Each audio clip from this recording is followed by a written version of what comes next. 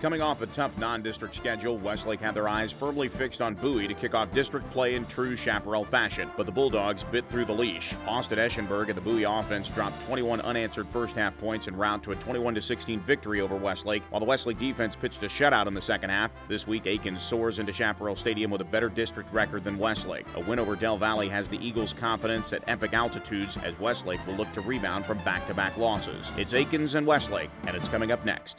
This winter, prepare to be amazed as Elisa's Dance Academy and the Westlake Symphonic Orchestra come together to perform a variety of holiday favorites.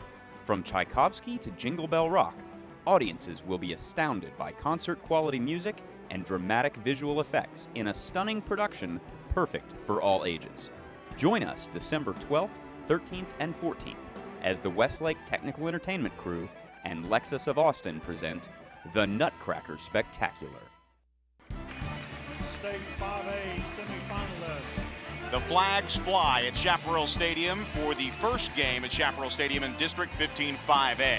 I'm Joe Taylor alongside John Nidell for a Friday night edition of Westlake football that features a team that not necessarily you expect to have a better record in district play than the Westlake Chaparrals, but that is the Akins Eagles. We welcome all of you to our broadcast and inside the UFCU Broadcast Center. Again, we are live at Chaparral Stadium at the home of Westlake football, and Joe Taylor alongside John Nidell. And John, it's real simple. Westlake has to get off to a good start tonight. It's about confidence building against a team that they should beat tonight in Akins. Exactly. This is the night to build confidence. And I talked to Coach Allman before the game.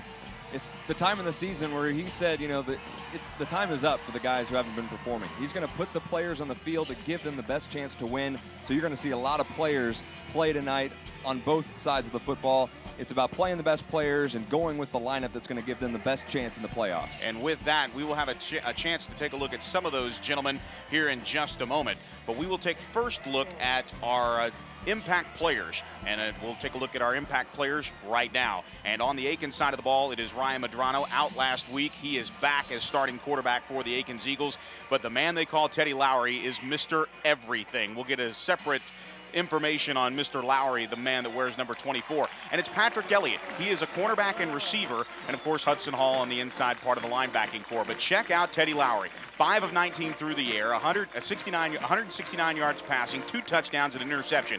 He's run the ball 89 times for 703 yards, just under 8 yards per carry, 7 touchdowns, and he's caught 4 balls for 102 yards, averaging over 25.5 yards per catch. This man does it all for the Akins Eagles, John. Yeah, he is Mr. Everything, and last week in their win against Del Valley in district play, he put up 240 yards just on the ground. So he is the playmaker for Akins, a guy they haven't seen since a few years ago, DeAndre Raindell.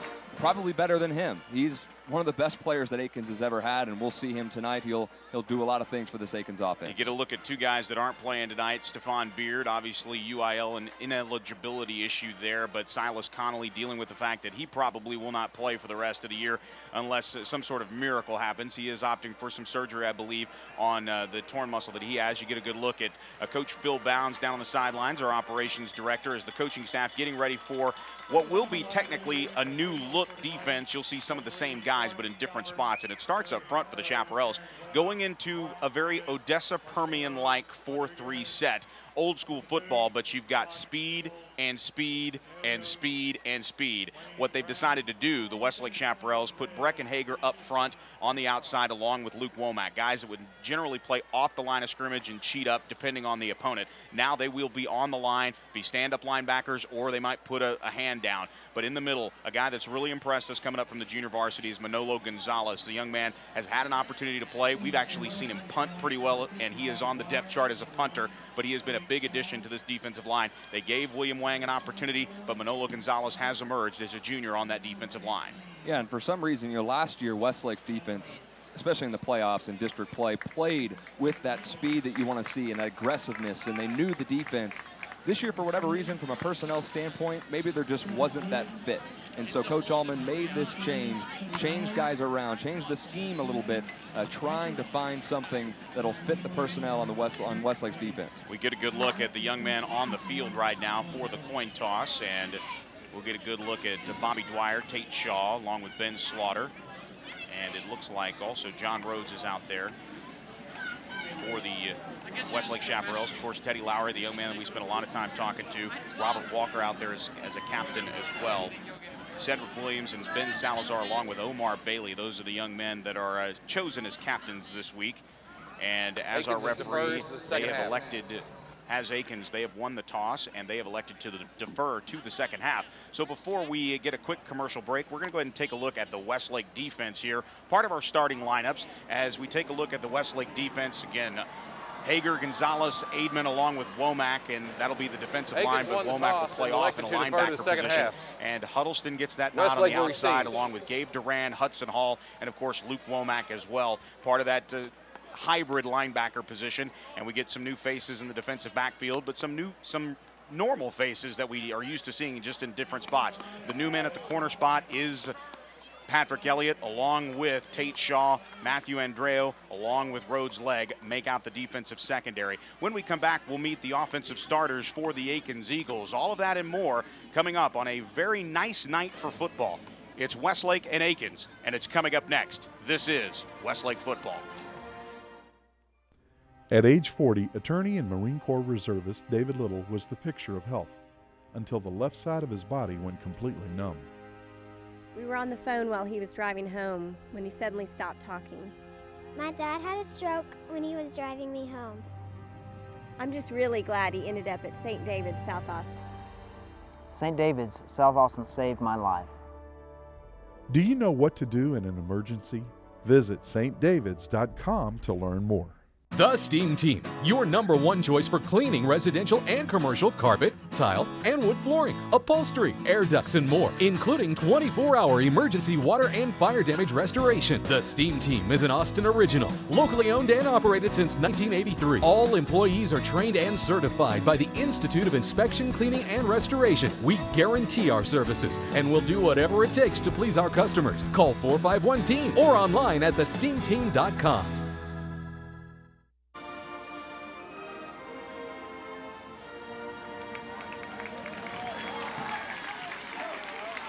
And we welcome you back to Chaparral Stadium, part of our coverage here live on the Word, 1490 AM KLGO in Austin, Texas. And, of course, on the Westlake Nation website, westlakenation.com, along with the Westlake Shap app, and, of course, live on Time Warner Cable, live on tape, I should say, Sunday mornings, 9 a.m., Time Warner Cable Sports Channel 408, Channel 1509 in the digital tier. And we will replay this broadcast for you at that time. And, of course, it'll air several times throughout the week on all of your Time Warner Cable stations. But make sure in the Austin area that you check your local listings. It is 9 a.m. as we invite you to follow us on Facebook and Twitter as well, facebook.com/Westlake Sports, and, of course, at Westlake Sports if you're following us on Twitter. We'll do our very best. We're having some internet issues. ACL putting not too far away from Chaparral Stadium. It is the Austin City Limits Music Festival. We got a whole lot of people about 5 miles from this particular stadium, and we're getting a lot of interference. So bear with us as we kick it off here live from Chaparral Stadium. For the Akins Eagles offense, we will see them first. And for the Eagles, it is P.K. Whitting, Donovan Martinez, Jesus Aldape, Tremont Davis, Ben Salazar, the offensive lineman. The receivers are Marshall Trevino and Robert Walker, along with Jermaine Thomas. The backs are Jason Hart, and Ronald Tate plays the fullback position, and Ryan Madrano back after missing last week's win over Del Valle. 33 of 58, good for 62% of his passes as far as the completion percentage for 643 yards, 5 touchdowns, and 3 interceptions. The long pass is 78 yards. He can also run the ball. He has 69 yards on the ground. But the one thing about Madrano is he gets loose with the football. Alvarado, the kicker, will kick it off, and it'll be fielded here on the near side at 6. Now taking it upfield across the 25, down to the 30. Nice job into the open clear. And for the Westlake Chaparrals, this is Michael Siebert. Michael Siebert, the younger brother of Jordan Siebert, has come up with a huge return into Chaparral territory, down to the 35-yard line. And I should say into Akins territory at the 35-yard line. A huge return for Michael Siebert, who saw a seam and took full advantage. First down and 10. For the Chaparrals on offense. And, of course, we meet the Akins Eagle defense across the line of scrimmage. It's Ramirez and Bailey, the defensive ends. The defensive tackle is Diego Rivera. The outside linebackers are Cedric Williams and Nick Vega. Inside is Aaron Medina, Malik Smith, and Fred Blackman. Malik Chavez, along with Joseph Featherstone, are the corners, and Teddy Lowry is the safety. Teddy Lowry with 31 total tackles, 6 interceptions. So we'll have to watch out for number 24. And now the handoff from Rawlings to Alex Chavez. Chavez up the gut. Chavez at the 10. Chavez at the 5. He's into the end zone. One play from 35 yards out, and Alex Chavez is into the end zone. Touchdown, Westlake. Well, what a difference a week makes. You see the wide open hole up the middle. Good job by that offensive line to open it up for Alex Chavez. And he just takes it the distance on the first play from scrimmage for Westlake. Good start for the Chaparrals. And just like that, the Chaps are on the board. Womack coming in late here. Rawlings as the quarterback will start here. And he didn't have to make one throw. All he had to do was hand it off to Tex-Mex, and he took care of business. The snap is down for Dallin Nelson. The kick is up, and the kick is good. We will take a quick timeout here. We welcome you back to Westlake football. On game days, you see me running out here with close to 100 other people. It's a team effort. It takes all of us to make UT football a success. It's a lot like you and your finances. You need to surround yourself with the best people in the business. That's where University Federal Credit Union comes in. The UFCU team works hard to make sure your financial game plan is always in shape. University of Texas Athletics and University Federal. So close, we share the same name.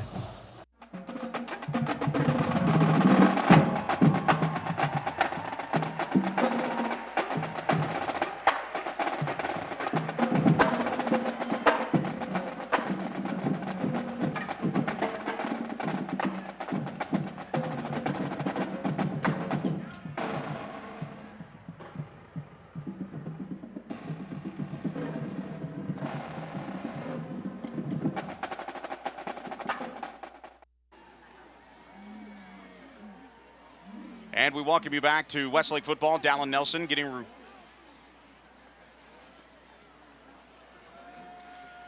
and we welcome you back to live coverage here as Dallin Nelson getting set to kick it off. A one-play, 35-yard touchdown drive. Good for Alex Chavez's 5th touchdown run of the season from 35 yards out. A 62-yard Michael Sievert return set up the play from the Akins 35-yard line. And we were going to show you the offensive line and the offensive starters for the Westlake Chaparrals. Just didn't get a chance to.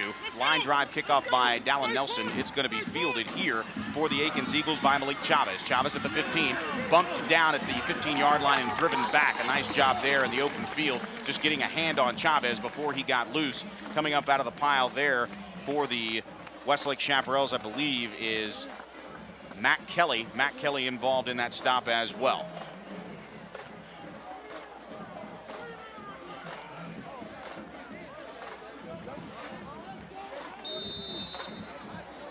Joe Taylor alongside John Nidell as we get you the Akins Eagle offense. We gave you that last time around. And of course, the Akins Eagles begin with Ryan Medrano as their quarterback. And we're going to see definitely an opportunity to run the football here. Medrano will be in the backfield, and Lowry as well. Lowry, a big back at about 6'1", on first down and 10 from the 16-yard line, moving right to left. Now looking downfield immediately is Medrano. He's going deep right off the bat.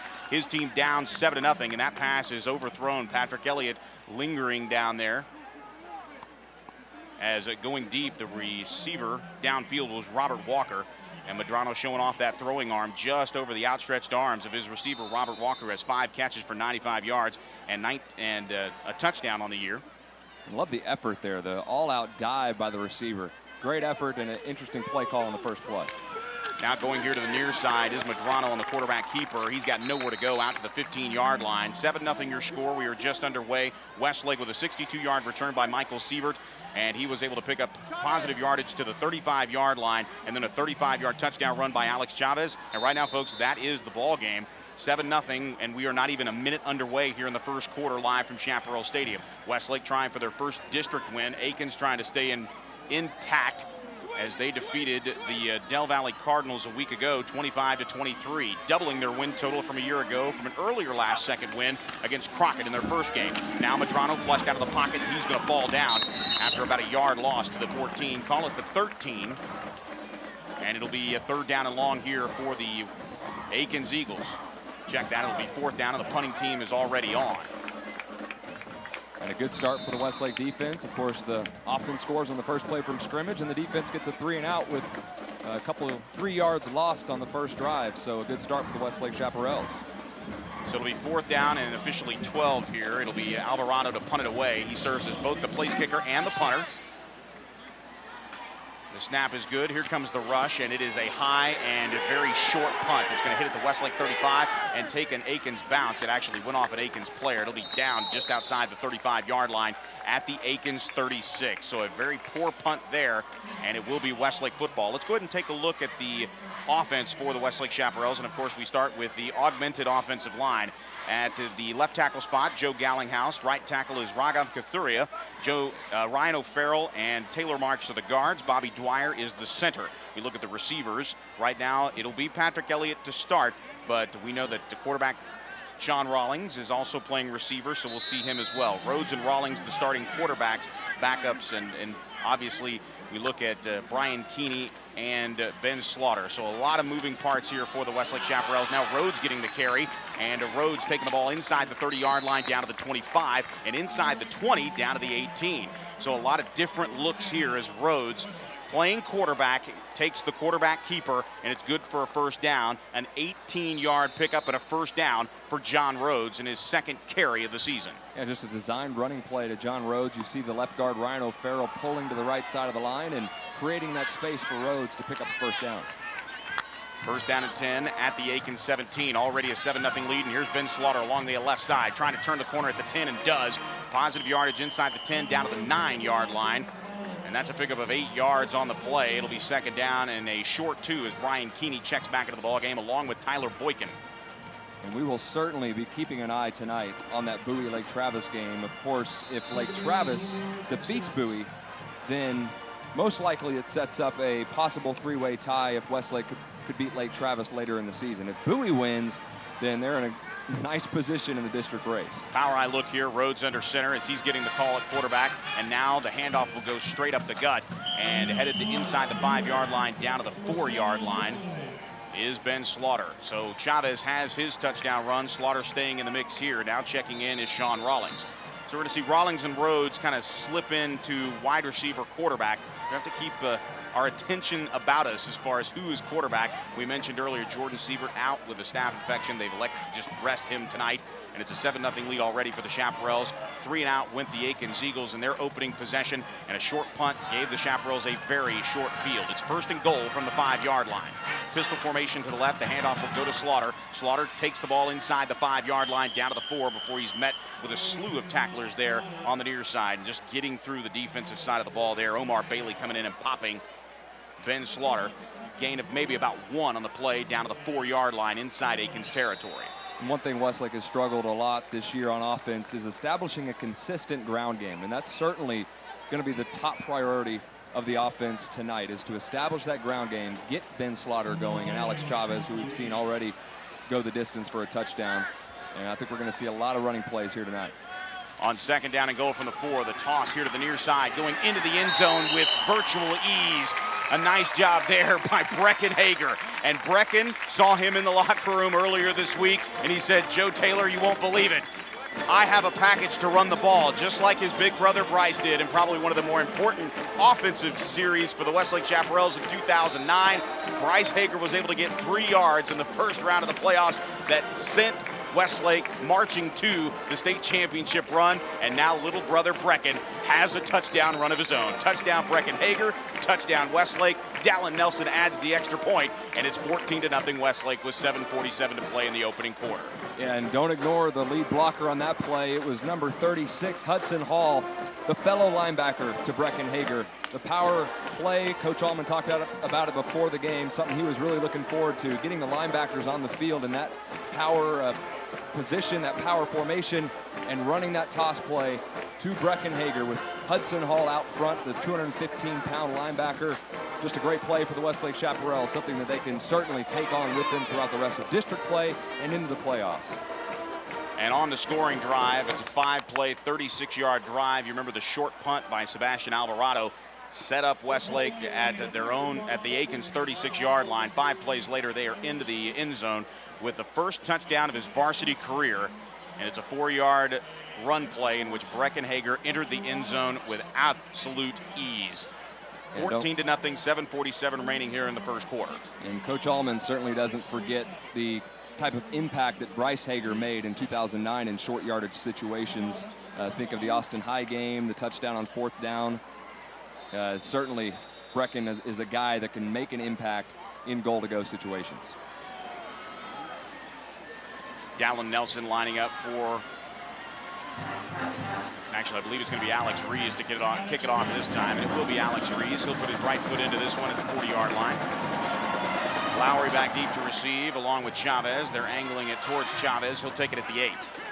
Chavez down the left sideline, front of the Westlake bench, ushered out of bounds at the 20-yard line. And a nice job there, just sealing off that near side. Brecken Hager actually out there as he jogs out for defensive purposes, and a nice play there on the special teams. And once again, Stephen Brew actually, along with Michael Sievert, out there to kind of seal that seam off down the left sideline. It'll be first down and 10 from the 20-yard line in Akins territory. The young men wearing the white jersey tops with the gold numbers, the gold pants with the navy helmet, and the Akins eagle on the side. Chaparrals in their home red jerseys with blue numerals trimmed in white, the silver pants, the silver helmet with the red Westlake block W on the side. Zone replay here. Here's Lowry trying to turn the corner. He can't get there. A loss of one on the play. Actually, he's going to be down just inside the 20-yard line. Call it officially a no gain there. And just a little run play to the right side, and it looked like Lowry, and a nice job there by Gabe Duran.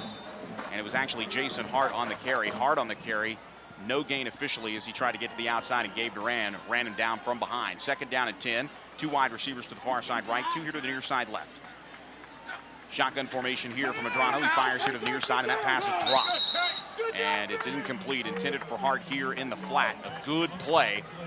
And on that play, John, it looked like Medrano got popped pretty hard, but looked like Hart was maybe trying to run with the football just after he made the catch. Loss of focus there for Hart because he had some running room. Yeah, one thing Coach Garza talked about before the game that they did well last week was limiting turnovers and limiting mistakes. Drop balls are something they cannot afford to do here tonight against Westlake. Third down and 10 here on their second possession. Medrano fires over the middle. That pass is caught at the 30-yard line. It's very close to a first down, and a good grab there as Jermaine Thomas comes up with his 9th catch of the season. And Jermaine Thomas might have enough for a first down, and he does. He makes the catch right at the 30-yard line. First down, Akins. Good catch there. Tough to go across the middle, especially for a sophomore running back like Thomas. Taking the hit as he catches the football. That's what you got to do against this Westlake Chaparrals.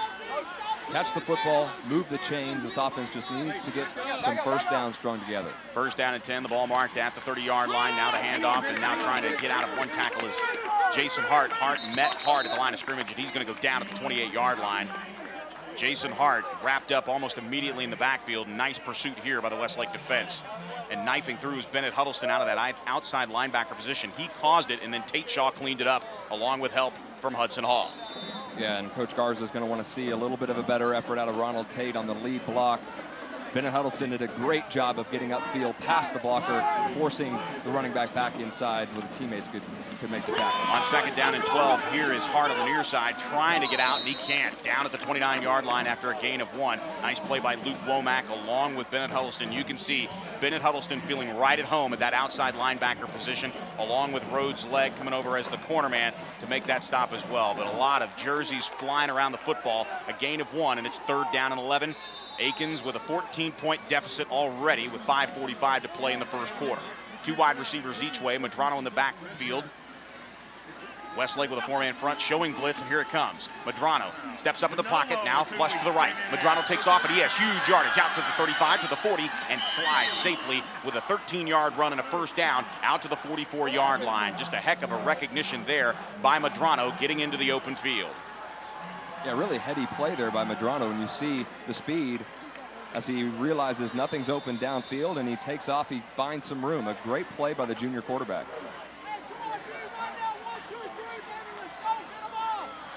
We welcome all of you listening live on the Westlake Shap app. Of course, westlakenation.com, the word KLGO AM, 1490, and now Lowry in the ball game, and he'll have an opportunity to take the snap as a quarterback. He looks left and goes right out to the 50-yard line, picks up positive yardage, and he is right at the midfield stripe as Akins putting together an opportunity as we see Zach Dansby check into the ball game as a defensive player.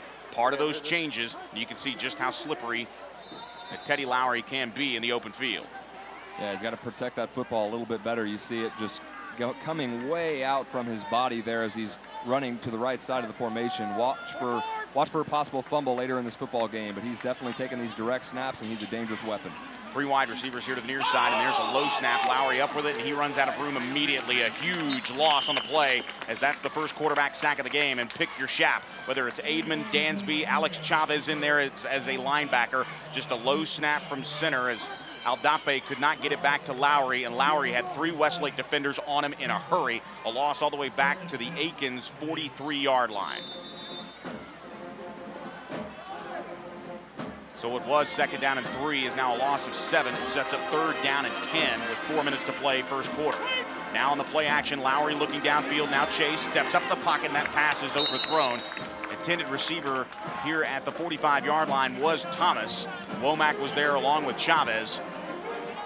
And it will be punting time here for Akins. So Akins picks up a pair of first downs in this drive. They move the ball against this Westlake defense. A lot of new faces coming in from the offensive side of the ball to help out on defense. It's part of this new look, and so far, so good for the Chaparrals as they force Akins into their 2nd punt of the night. Yeah, great job there by Bennett Huddleston, too, to hit the running back coming out of the backfield. He was trying to go into a swing route, and Lowry wanted to hit him, but Bennett took him out of the play, and that made Lowry have to look down the field. And here's Alvarado with the punt. He gets it away much better, and it'll be fielded by Tate Shaw at the 20.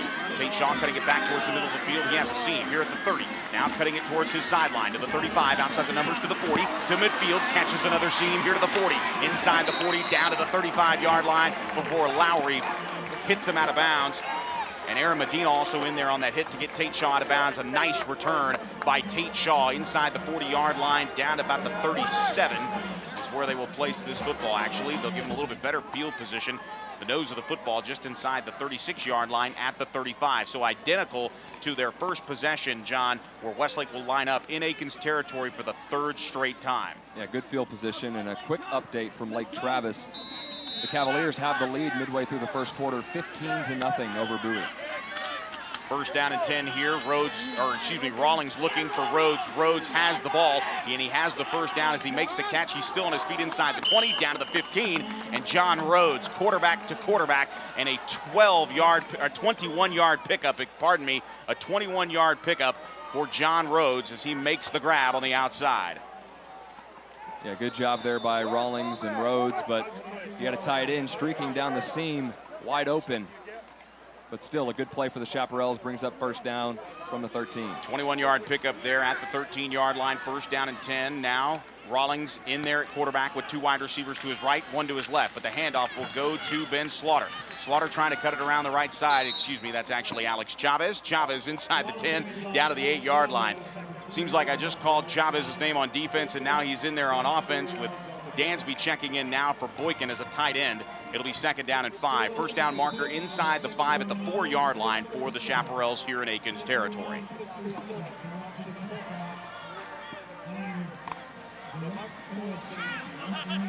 Sean Rawlings in the backfield with 3 wide receivers to the far side left. Chavez flanking him on the left side with a tight end to the right. Rawlings looking, has time. Rawlings is going to tuck it and run. He bounces it towards the number, turns the corner at the 5, and he is into the end zone. Touchdown, Sean Rawlings. For the first time, Sean Rawlings has his opportunity here on offense, and he pays it off with a touchdown run. His 2nd touchdown run of the season. Sean Rawlings in for a touchdown. Touchdown, Sean Rawlings. Touchdown, Westlake.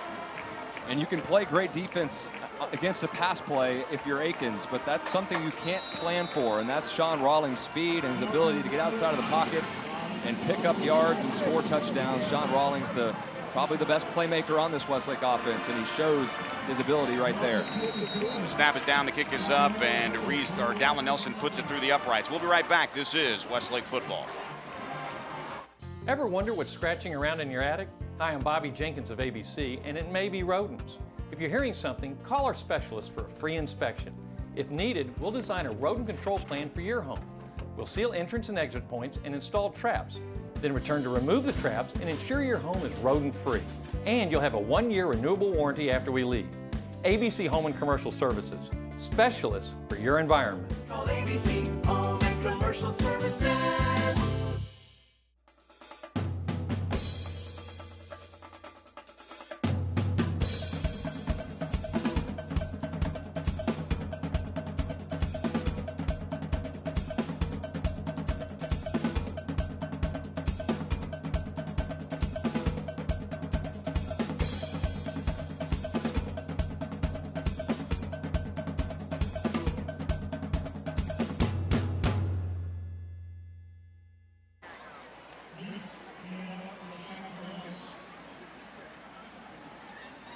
We welcome you back to Chaparral Stadium. Joe Taylor, John Nidell. Our technical producer is Cameron Walker. Our statistician is Brian Ferguson. Of course, the good folks at Westlake Technical Entertainment crew guiding us along the television broadcast. A 3-play, 35-yard drive. Took 1 minute and 4 seconds to make it happen, and that was after the big return by Tate Shaw down to the 35-yard line.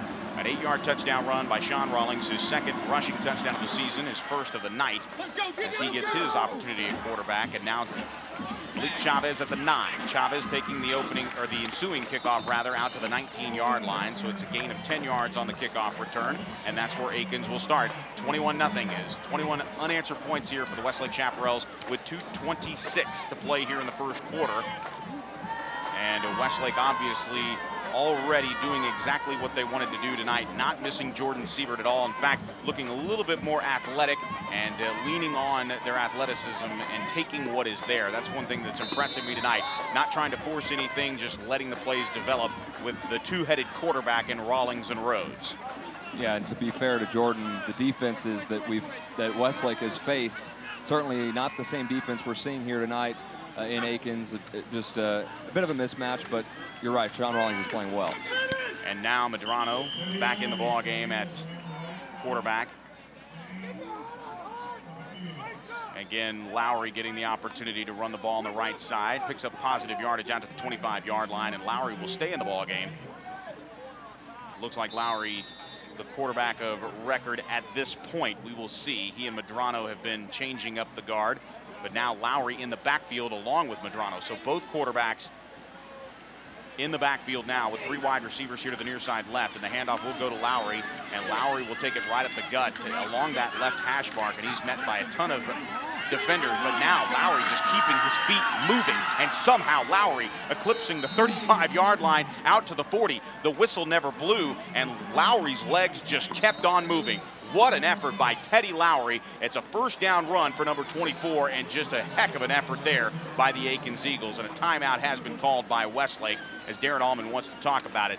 Again, that is a 15-yard pickup, but it was only about a 6-yard run before contact, John, and Teddy Lowry never quit. He got those extra 9 yards. Yeah, that power was impressive, but that jump cut right at the line of scrimmage, that really shows the explosiveness of Teddy Lowry. And we've seen the speed, we see that jump cut, and then that power right there to drive the pile 9 yards downfield. It just goes to show you that Akins, their plan is to get the ball in Teddy Lowry's hands, because he gives them their best chance to move the ball in this football game. With Lowry, again, we mentioned the not necessarily weak passing numbers. He just hadn't had the opportunity to pass the ball all that much. He has thrown 2 scores, and 2 of those 5 completions are those touchdown passes, and he's got a flair for the big play. His longest passing play is 31 yards. His longest run play is 57, and he's caught a 48-yard reception. So he is explosive on both sides of the ball. You got to remember, this is also the guy that plays safety, who's had 6 interceptions in just 5 ball games. An impressive talent indeed, and you can see why the Eagles want to give him the rock as much as possible. After that 15-yard run out of the timeout, Medrano hands off to Tate. Tate trying to move to the outside, picks up about 2 yards out to the 42-yard line. And Westlake trying to minimize this drive here with 90 seconds remaining in the first quarter. You see Alex Chavez out there trying to fight off a block. A good job by the corners on the outside coming up and run support. And the flow from the inside of the defense, the linebackers and the defensive line getting out there to finish off the play. 2nd down and 8 after the gain of 2 by Tate around the right side. 2 wide receivers here to the near side left, 1 to the far side right. A back on either side. Medrano's going to keep it. Option play. Medrano's wrapped up. It'll be the 2nd sack of the ball game. Back all the way to the 35-yard line. Hudson Hall in there as well. And Medrano had absolutely no chances. Aidman was on top of him as well as Hudson Hall. Just a beautiful defended play by the Westlake Chaparrals as the pocket collapsed in a hurry. A big loss back to the Akins 35-yard line. And that's one of those plays where the quarterback play actions, he fakes it, but immediately starts running towards the line, looking to throw it immediately. He had a man outside to the outside of the field, couldn't find him, And when you're running towards the line of scrimmage looking to throw, you better get rid of that ball quick because those defenders are going to be on you, and they were. Aidman and Hall, nice play.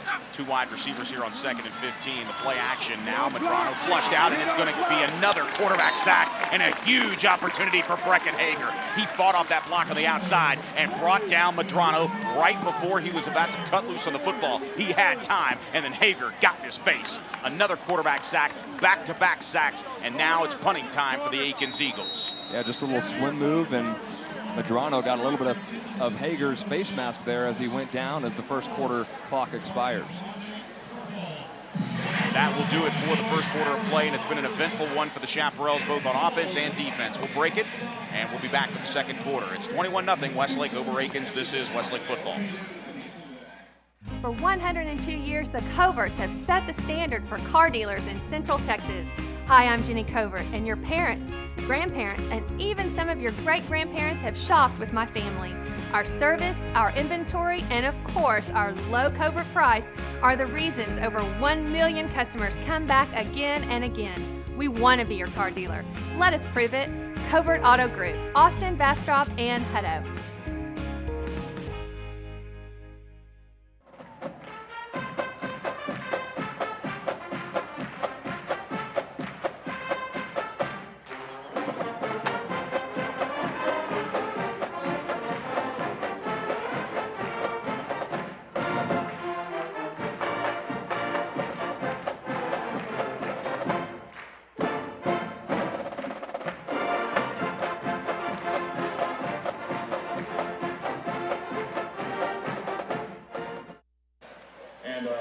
We welcome you back to Chaparral Stadium for the second quarter of play. Now moving left to right from our vantage point, the Akins Eagles, they'll punt it away with Alvarado back around his own 16. And this one gets away. It's another short punt. It'll angle out of bounds. In fact, heads up Akins cheerleaders as it almost dots those young ladies performing for the Akins fans right at midfield. They're going to say that it actually went out of bounds on the Westlake side of the field, we'll see where they put it. Actually, no, they're going to say that the punt actually went out of bounds well before that. Wow. Once again, for the 4th straight possession for the Westlake Chaparrals, they will line up in Akins territory at the Eagle 42-yard line. Good field position again, and how about that during the timeout? Nick Foles having a message for the Westlake fans and the kids in the audience. Of course, Project Purple, encouraging kids to be substance-free. And good job by Nick Foles to take some time out and deliver that message to everyone here in the stadium. Pretty cool when you have a state championship game quarterback, but speaking of quarterbacks, John Rhodes delivers an absolute strike. I tell you what, we've gotten an opportunity to see Rhodes' leg on defense. Rhodes' leg, he had almost 1,000 yards receiving at St. Andrews a year ago. That is a 30-yard epic catch by number 8. Getting his opportunity here on offense, and he picked that one out of the sky for a huge pickup of 30 yards, and it's first down for Westlake just outside the Akins 13-yard line. Coach Allman's eyes lit up in pregame when I mentioned Rhodes' leg and his ability to play offense. You see it right there, the ability. And now Rhodes with the handoff, and John Rhodes handing it off straight up the gut to Alex Chavez, who already has one of the 3 scores tonight. He falls forward to about the 10-yard line for a 2-yard pickup. That'll be second down. Again, first and goal opportunities for the Chaparrals inside the 3-yard line.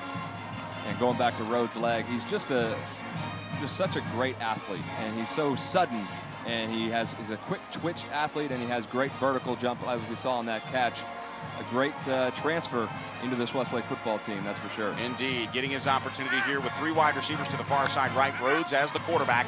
Rhodes back to pass, fires towards the far sideline, and that pass is caught at the 8-yard line and then out of bounds on the far side for Patrick Elliott. So again, Elliott at corner and at wide receiver. He picks up yardage down to the 6.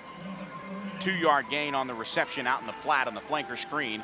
Now Tyler Boykin and Brecken Hager coming back to the ball game, and Hudson Hall as well. So we're getting a lot of looks. Bunch of guys playing Iron Man football in certain personnel sets. And watch for the direct snap here to Brecken, as John Rhodes is actually going to go under center.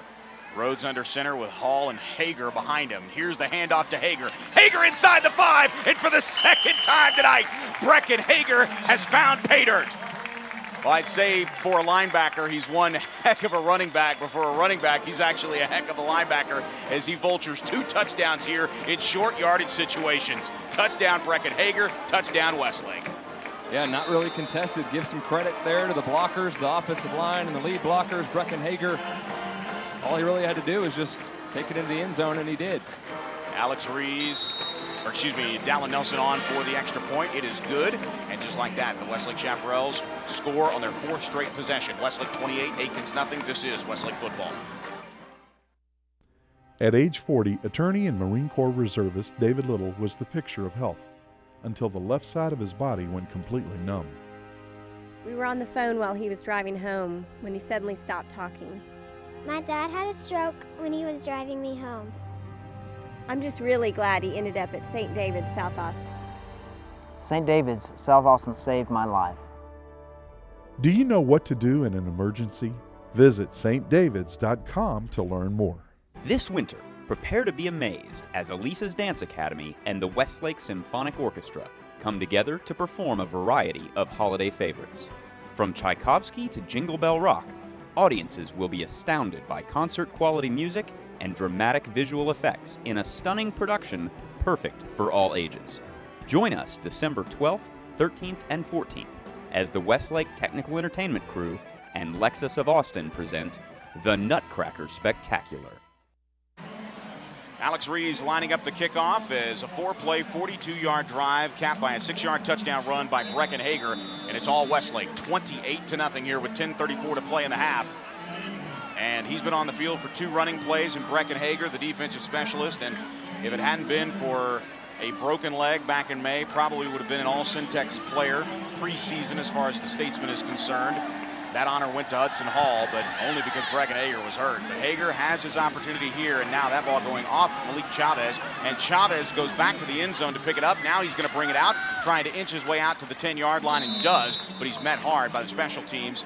And coming out of the bottom of that pile for the Westlake Chaparrals, I believe I see Jackson Abney coming out of that pile of special teams, and just an ill-advised move there by Malik Chavez trying to make something happen and just couldn't do it. Yeah, just no reason to bring this ball out after you aren't able to catch it at the 3-yard line. It goes back in the end zone. You can go back, pick up the ball, take a knee, and take the touchback. I don't know, sometimes players don't think about that, and they panic that they touched the ball and they went back in the end zone. They think they have to bring it out. So poor field position now for the Akins Eagles. So Akins will begin much the polar opposite of the Westlake Chaparrals. They have only once been in Chaparral territory. Now 5 wide receivers in the formation for Lowry, and it's going to be a quarterback keeper. Lowry just trying to create, and he's wrapped up at the 13-yard line and driven backwards. Daniel Aitman, Hudson Hall, Tate Shaw, pick your Chaparral, is coming into the ball game now for the Westlake defense. It'll be Tyler Bost. Bost coming in at linebacker after only a 2-yard gain by Teddy Lowry. And it will be 2nd down at 8. And another update from Lake Travis, believe it or not, to pick 6 for the Cavaliers. It's now 28-0 early in the 2nd quarter. So they matching Westlake score for score here, except they're playing the Bowie Bulldogs. 3 wide receivers here to the near side right, 1 to the far side left. Now barking signals is Teddy Lowry, another quarterback keeper, and this time Hudson Hall trying to wrap it up. In fact, it was a pair of Chaparrals trying to wrap him up, and Lowry escaped, and Bost able to pop him hard at the 21-yard line, along with, trying to see who's here on the near side. That's Sean Rawlings now coming in and playing the corner position. We see Manolo Gonzalez come off the field, and Rawlings actually making that pop right at the 21-yard line. After the 5-yard pickup, it'll be 3rd down and 3. Ball marked at the Akins 21-yard line on the right hash. On 3rd down and 3 with 3 wide receivers bunched up to the short side of the field in front of the Westlake bench. And now this time, Lowry running the opposite direction towards the left side, gets to the line of scrimmage, bounces out to the 22-yard line along that left hash. Daniel Aidman climbing out of the bottom of that pile as he's the one that made the initial hit. And it will be 4th down yet again and punting time, as Westlake able to defend the multiple looks here with Lowry at quarterback. They line up as receivers, and Lowry's able to be what Lowry is, a very mobile and agile quarterback, but Westlake staying true up front. And right now, it's just a battle on that for that line of scrimmage, John. Yeah, and Westlake's winning that battle rather easily right now. Looking good on defense and offense, opening some holes for the running backs. Alvarado will punt this ball away. This one, a spiraling punt that'll be fielded at the 45-yard line. No, it won't. It actually got away from Sean Rawlings, and it bounced into the hand. Actually, it was Rhodes' leg, and it bounced into the hands of one of the upbacks there, and it's a nice job. We see number 42, and it doesn't look like we have and it's Andrew Marsh. Andrew Marsh, actually the one that actually finds the football, and Andrew Marsh is tackled by Rhodes' leg. You will never see that, a teammate actually tackling him, and it's a good job, too, by Rhodes' leg as he let that ball. That was his first opportunity to really return a punt, and the ball went right through his fingertips. And, John, he did exactly what Andrew Marsh would have expected him to do, just dive on the football, but instead he just tackled his teammate to get the ball down and secure at the 45-yard line in Westlake territory. Yeah, you don't see that often, but Rhodes knows that Andrew's probably not the guy they want running down the field and secure the football. And now the handoff here goes to the near side, and we get a first look at Malik Jacobs, and Jacobs inside Akins territory with a 12-yard pickup for Malik Jacobs. And I know personally both John and I have been foaming at the mouth for young Malik to get an opportunity, and Jacobs spurts forward for a 12-yard pickup and a first down. Very speedy, fighting off multiple tacklers before he's down just inside the 44-yard line. First down and 10 at the 43-yard line. Back to pass is Rawlings. They'll swing it out to Jacobs and Malik at the 45. Malik at the 35. Malik at the 30. Malik breaking it outside the numbers. Malik still on his feet. He rumbles inside the 5, and he's down at the 2-yard line. First and goal, Westlake. First down run by Malik Jacobs. A 24-yard pickup for number 3. 43-yard pickup, excuse me, for number 3. Yeah, and you see the cut there, too, about 5 yards after he caught the football. Great job by Malik Jacobs. And you see the speed and the athleticism as Westlake gets a big gain. 43 yards at a pickup at the 1-yard line for Malik Jacobs. Back-to-back first down runs. And Malik Jacobs will line up as the deep back here. Rhodes will take the snap under center. And the handoff will go to Jacobs, and he will complete the drive into the end zone. Touchdown, Malik Jacobs. A 1-yard touchdown run after back-to-back first downs, including a 43-yarder, and Malik Jacobs has his first varsity touchdown. Malik Jacobs from 1 yard out, touchdown Westlake. And that's good to see. That's a moment that you'll always remember, your first varsity touchdown, and Malik certainly earned it on that drive with the carry and then the reception. Got it all the way to the 1, and the coaching staff rewards Malik with his first varsity touchdown. Dallin Nelson on for the extra point. The snap out of Andrew Zucker's hands to the fingers of Sean Rawlings, and it's good. Just like that, Westlake leading Akins 35-0, 6:41 to play second quarter. This is Westlake football. On the field, but they're athletes who are still in the growth process, and that process of growth, we're out of time really for that. And so, you know, we're like I said, we're trying to be as good as we can be today, and grow. Excuse me, still be able to grow people up along the way. But hopefully we can do that by taking care of our business early on in some of these games, and still getting everybody some playing time, but getting them playing time at the right time.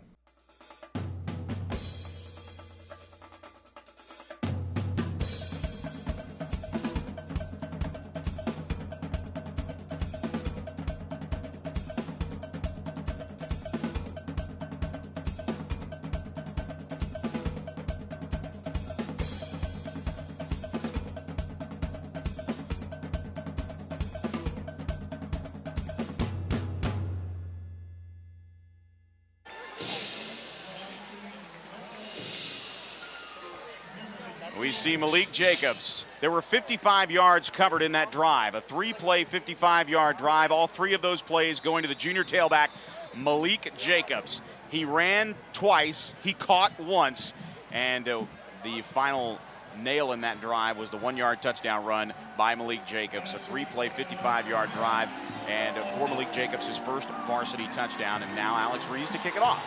From right to left, waiting for it is Malik Chavez at the 4. Chavez out to the 10-yard line, to the 25, cuts it up the left seam, still on his feet at the 20, and he's driven backwards there. Michael Sievert, along with a slew of Westlake tacklers there to meet him, along with, once again, Jackson Abney. Not the biggest guy on the field, but certainly getting in the mix here as he has his opportunities on special teams. It'll be first down and 10, a 35-0 lead here for the Westlake Chaparrals with 6:32 to play in the second quarter. I'm Joe Taylor alongside John Nidell, Abe Garcia at ACL, correspondent reporting live from Zilker Park, so we excuse him on the first night of ACL Festival 2013. We invite all of you to listen in on the Westlake Chap app and, of course, WestlakeNation.com. Here's Lowry. Lowry firing here to the near side. That pass is caught here at the 24-yard line, and then a nice open field tackle by Sean Rawlings, and a nice grab there offensively for the Akins Eagles by Robert Walker. That is his 6th catch of the season, and Rawlings doing a heck of a job just bringing him down, but it's a gain out to the 24-yard line, so it's a 4-yard pickup there, second down and 6. Yeah, that's a really solid tackle there by Sean Rawlings. You see the aggressive. He's not afraid of contact. You don't always expect that from your starting quarterback. 4 wide receivers, and now Lowry chased out of the pocket, now diving forward, and now the ball's come loose. The ball has come loose. We'll see if Akins has hopped back on it, and I believe they have. But no, it looks like one of the Westlake players have it. No, it is Westlake football. Who comes out of the bottom of the pile as we get a good look at it, and it looks like we'll get a good look at the replay here, courtesy of Time Warner Cable Sports, and it was Womack that hit the ball and stripped it. And as we get a good look at the replay here on television, our radio audience here will try to figure out who actually recovered the football. And for Westlake, I believe it was Nick Scott that got his hands on the football and recovered it. I don't know how they gave that ball to Akins. But they gave the ball to, for some reason, they gave the ball to Akins.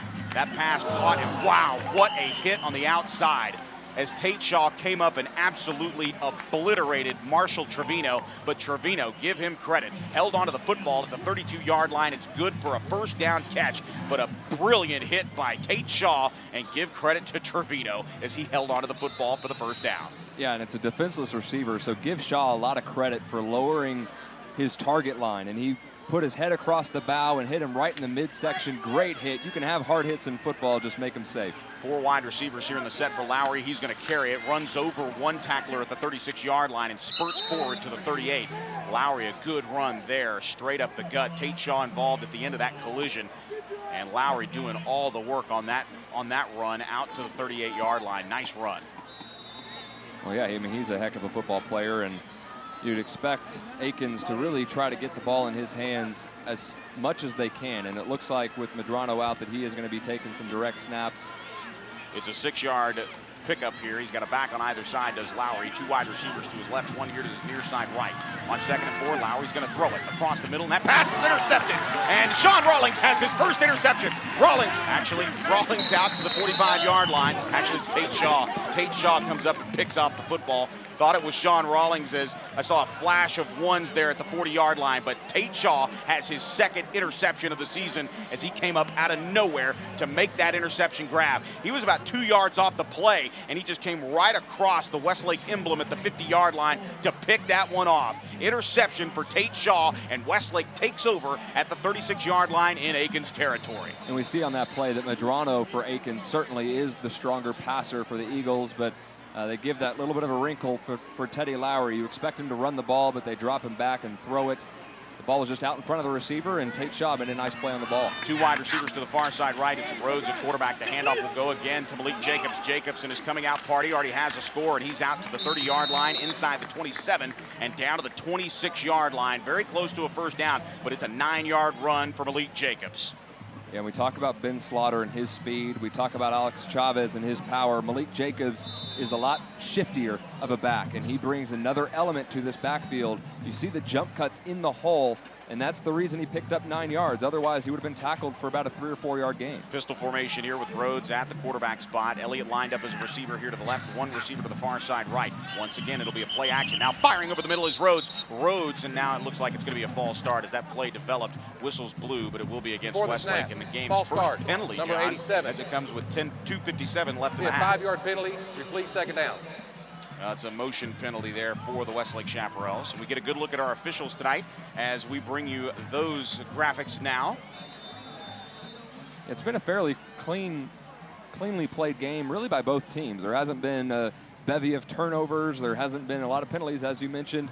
It's 35-0. Certainly Akins wish they could have played better so far, but they haven't played sloppy by any means. Clark Calvert, our referee, indicating the game's first penalty. It'll be 2nd down and 6. This time the handoff to Jacobs, and a nice job up front defensively here for the Akins Eagles as they drop Malik for a short gain inside the 35-yard line down to the 34. So it'll be 3rd down here, and a nice play and a hit on Malik Jacobs. Knifing through there was Diego Rivera along with Alex Ramirez.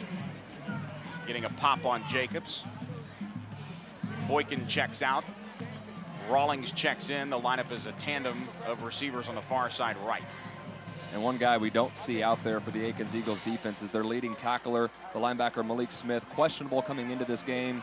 Even an hour before the game when I talked to Coach Garza, he said he's still questionable. We'll see how it goes, and we're not seeing him in there right now. Here's the snap out of the gun for Rhodes, firing over the middle, and that pass is caught by Patrick Elliott. Same play that they ran on the illegal procedure penalty, and now it's a complete as it's a legal play inside the 15-yard line down to the 14. A gain of 19 yards on the play in the 1st down. And I was watching Patrick Elliott on that route. He kind of slow played it a little bit and then made a cut to the outside and made the corner think that he was going deep to the outside of the field, and then quickly cut back inside and beat the corner on the route, and John Rhodes saw it all the way and delivered a nice ball. Inside the red zone here, brought to you by Outlaw Protein and Energy Fuel. Had one before the broadcast, that's why I can talk so fast. 1st down at 10, inside the 15 at the 14-yard line.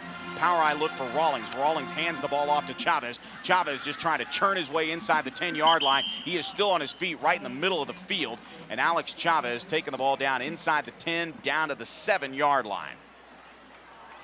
We've had a few rugby scrums in this game so far, and Alex Chavez, there's not even blockers behind him here. He's just taking on 5 defenders by himself and spinning his way and powering his way and picking up about 4 extra yards on the play. 1 minute left here in the 1st half. Westlake trying to put an exclamation point on this one. Power eye look, Rawlings under center, and it will go to Chavez. Chavez trying to make his move, now still on his feet. He bounces backwards towards the 8, then falls forward to the 5.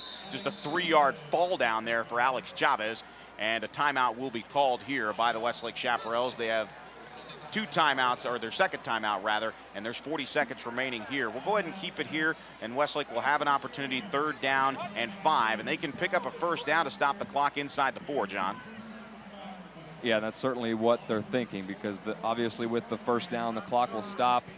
Just 1 timeout left. They won't need to use it if they pick up the 1st down. 3rd and 1. Look out for the linebackers to come into the game here. Breckenhager, Hudson Hall, short yardage package. We'll see what kind of personnel they come out with. And if you're Westlake, you think right now it's 35-0, and if you're listening, obviously the route is on for the Westlake Chaparrals. The Akins Eagles have shown flashes of offensive play, but their defense has not been able to stop the multitude of substitutions and personnel used on the offensive side of the ball. And you start thinking about this game is getting out of hand. Right now, if you're Westlake, you cannot take your foot off the gas. This is learning material here. You've got to find some identity on offense. You've got to be able to execute. Some offensive linemen getting an opportunity to play. You cannot play like it's 35-0 right now if you're either ball club. No, and they'll play a few series like that in the 3rd quarter, but it won't be too long when we get into the 3rd quarter that Coach Allman will take the foot off the gas a little bit and we'll see a lot of running plays by the Westlake Chaparrals offense. 3rd down and 1 here on the toss, on the fake toss. Now Rawlings looking over the middle, and he has Zach Dansby for the touchdown. Everybody thought the run was coming to the left side, and taking it away, a little hocus pocus from Sean Rawlings, and a nice dump pass to Zach Dansby for his 2nd touchdown of the season. Touchdown Westlake. And a great play. Put all the motion for the play to the left side of the field, have Dansby coming across the formation to the right side, wide open. Sean Rawlings delivered an easy pass, and it's another touchdown for the Westlake Chaparrals. And with that, the extra point added, 35 seconds remaining. Westlake 42, Akins nothing. This is Westlake football. At age 40, attorney and Marine Corps reservist David Little was the picture of health, until the left side of his body went completely numb. We were on the phone while he was driving home when he suddenly stopped talking. My dad had a stroke when he was driving me home. I'm just really glad he ended up at St. David's, South Austin. St. David's, South Austin saved my life. Do you know what to do in an emergency? Visit stdavids.com to learn more.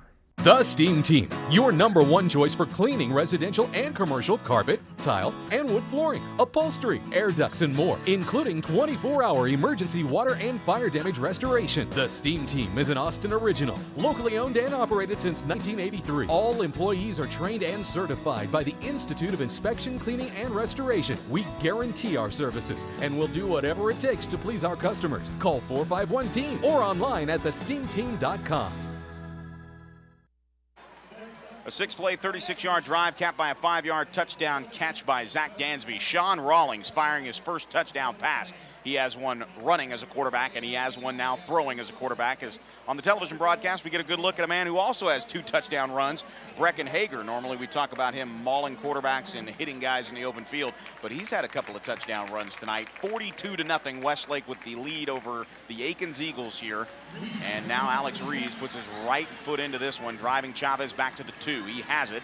He'll bring it out along that left hash mark, and now Chavez still on his feet at the 15 and still on his feet trying to escape one tackler. The ball came loose momentarily, and it looks like maybe at the bottom of that scrum, Westlake might have it. And we get a good look as a close-up here from our vantage point, and it will be coming out of the bottom of the pile with that football.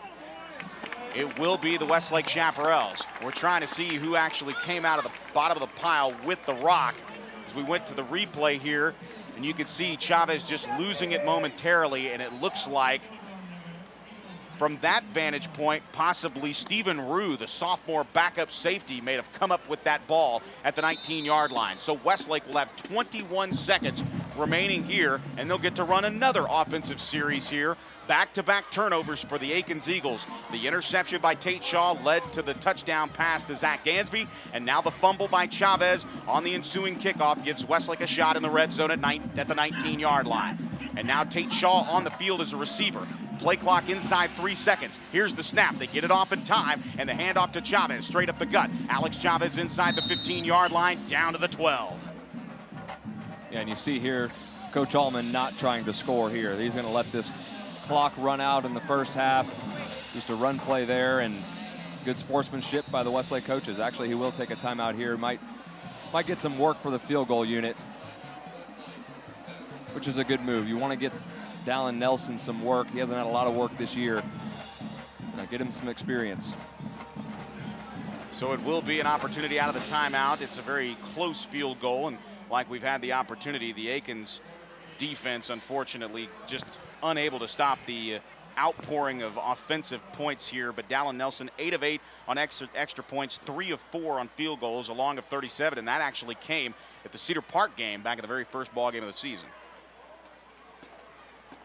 Yeah, this is a good first half for the Westlake Chaparrals. You know, you expect it.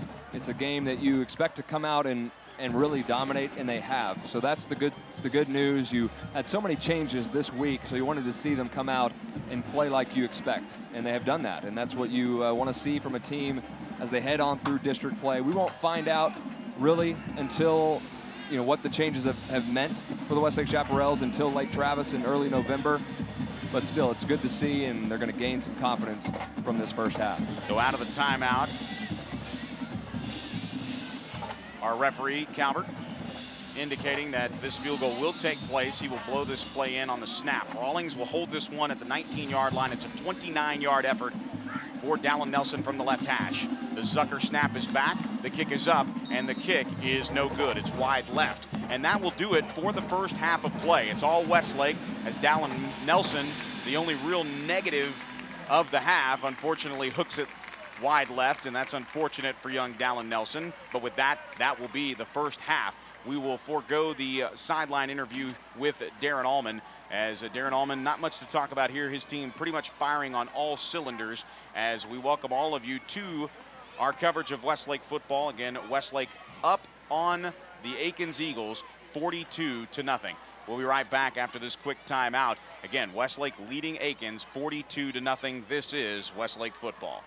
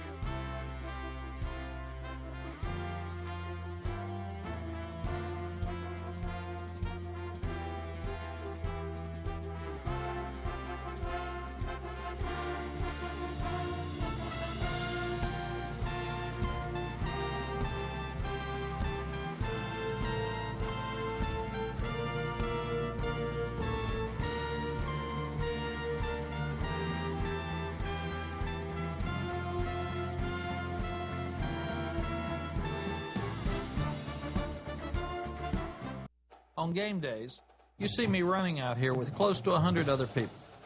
It's a team effort. It takes all of us to make UT football a success. It's a lot like you and your finances. You need to surround yourself with the best people in the business. That's where University Federal Credit Union comes in. The UFCU team works hard to make sure your financial game plan is always in shape. University of Texas Athletics and University Federal. So close, we share the same name.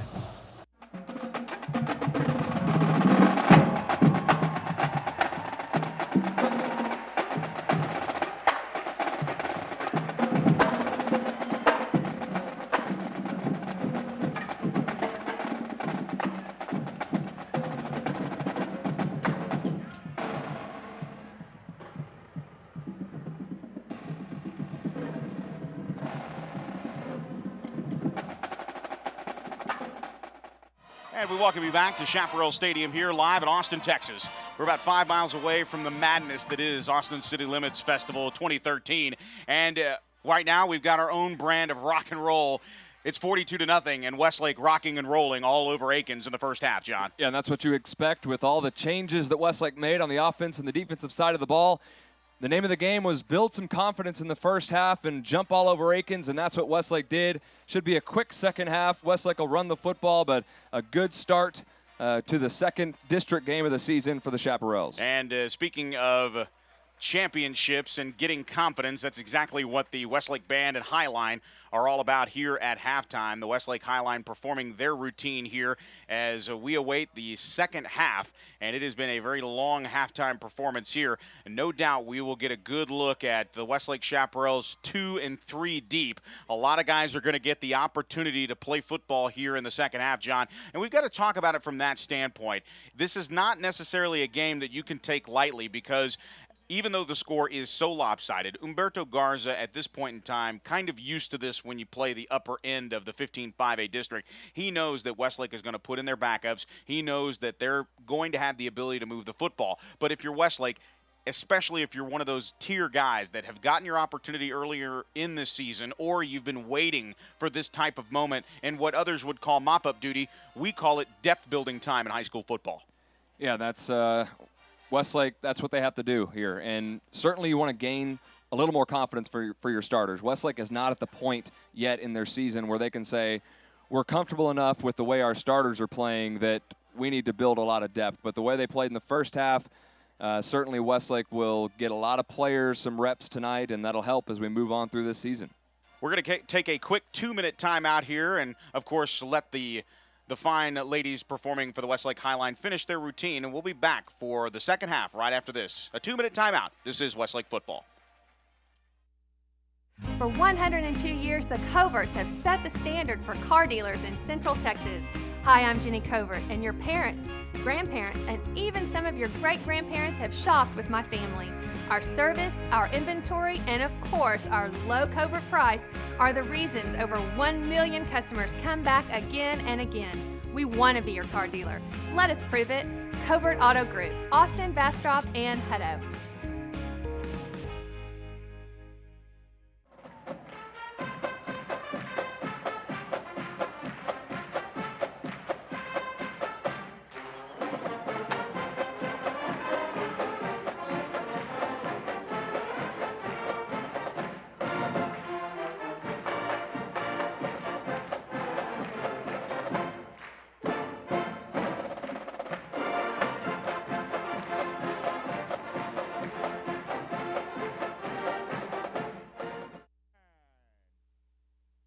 At age 40, attorney and Marine Corps reservist David Little was the picture of health until the left side of his body went completely numb.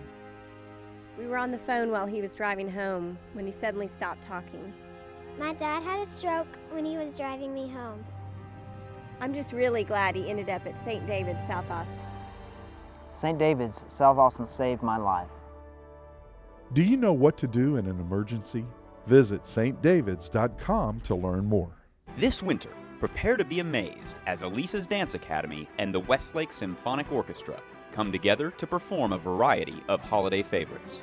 From Tchaikovsky to Jingle Bell Rock, audiences will be astounded by concert-quality music and dramatic visual effects in a stunning production perfect for all ages. Join us December 12th, 13th, and 14th as the Westlake Technical Entertainment Crew and Lexus of Austin present the Nutcracker Spectacular. And we welcome you back live at Chaparral Stadium. Joe Taylor, John Nidell, Brian Ferguson, our statistician, and Cameron Walker, our producer. Halftime stats, here it is, folks. 13 first downs, 81 yards through the air, 170 on the ground for Westlake, 251 yards, 2 turnovers, of course, the interception, and then the turnover on the kickoff by Malik Chavez. 20 yards on through the air, 30 yards on the ground, 50 total yards. And if you're counting, folks, in the last 2 halves of football, the second half of the Bowie game and the first half of the Akins game, Westlake has only allowed 106 yards of total offense. That, my friends, is domination. Yeah, that's a significant improvement over what we saw from the first half of the Bowie game and, of course, from the Cibolo Steel game. But you look at those Westlake stats, 251 total yards, and you think about the field position that Westlake had throughout that entire first half. Those stats could have been a lot worse than 251 yards. And it all really comes down to the special teams play, and that's where we knew that the categories were going to be way off. We look at all the other games that Akins has played in, and they've had the opportunity to put some yards up, including 42 points 2 weeks ago against Travis. But again, the only problem with that 42-point power infusion as far as their point total goes is the fact that Travis scored 68. So it really, when it comes down to it, John, you have the ability to take a look at this Akins offense. They can move the ball against teams that they match up with personnel-wise, but when they're outmatched by 60 guys on the varsity to their 25, at the end of the day, it's a numbers game, and Akins is going to lose every single time. Yeah, it's an impossible matchup, and you get the feeling that they know it coming in, but you got to give credit to Akins because they've fought very hard, and they have not played a sloppy football game. They haven't turned it over a bunch, so we haven't seen many penalties at all on Akins, and they've played well. It's just they're outmatched from a personnel standpoint. Alex Rees puts his right leg into this one, and Chavez is going to let it go 2 yards deep for the touchback, and his offense will start at the 25-yard line. P.K. Whitting, Donovan Martinez, Jesus Eldape, Tremont Davis, and Ben Salazar, the starting offensive linemen. Robert Walker, Marshall Trevino, along with Jermaine Thomas are the receivers. Jason Hart and Ronald Tate, but we have seen mostly Teddy Lowry at the quarterback spot. But on defense here for the Westlake Chaparrals, we're going to get a good look at some folks as Max Mangum, the new player on varsity this week. And my apologies to Mr. Mangum because I did not get an opportunity to put him on the Shap app. But Mangum starting at corner along with Matt Kelly, who starts at the safety position. So those two gentlemen in the ballgame. The handoff will go to Lowry from Madrano, who is back in the ballgame. And Lowry squirts forward from the 25-yard line to the 28. It's a 3-yard pickup for Teddy Lowry. And we also see the starting tight end, Zach Dansby, in there at defensive end. Of course, Hudson Hall still in the game. So substituting in some of the reserves with the starters, that gives the reserves really a chance to get some good experience with some of the first-team guys, and in a situation of the game where Akins still has their first-teamers in and trying to move the football. Pistol look here. Madrano will hand off again to Lowry. Lowry across the left side, out to the 30 to the 31-yard line, still on his feet, out to the 34-yard line, and it's very close to a first down, out to the 34. Very close to a first down and where the clock would stop. The clock moving now as back-to-back run plays, net 9 yards for the Akins Eagle offense, and we're getting a good look at some big. You take a look at some of these high school kids and you think, okay, how big could you possibly be? And I look at Ben Salazar, and without the benefit of really knowing how truly big he is, he goes about 6'2", and I would say about 270 pounds, but he is just a load on that right side. On 3rd down and 1, the option plays, and the handoff goes to the lead back, and I believe he is stopped prior to the line of scrimmage, but he was able to push forward that final push, and I believe getting that lead handoff at the bottom of the pile there was Ronald Tate. Ronald Tate able to pick up the first down at the 35-yard line. So a good short yardage play there by the Akins offensive line, getting the push on the Chaparral defensive line and picking up the first down. As Phil Bounds looks on with interest here, his team leading 42-0.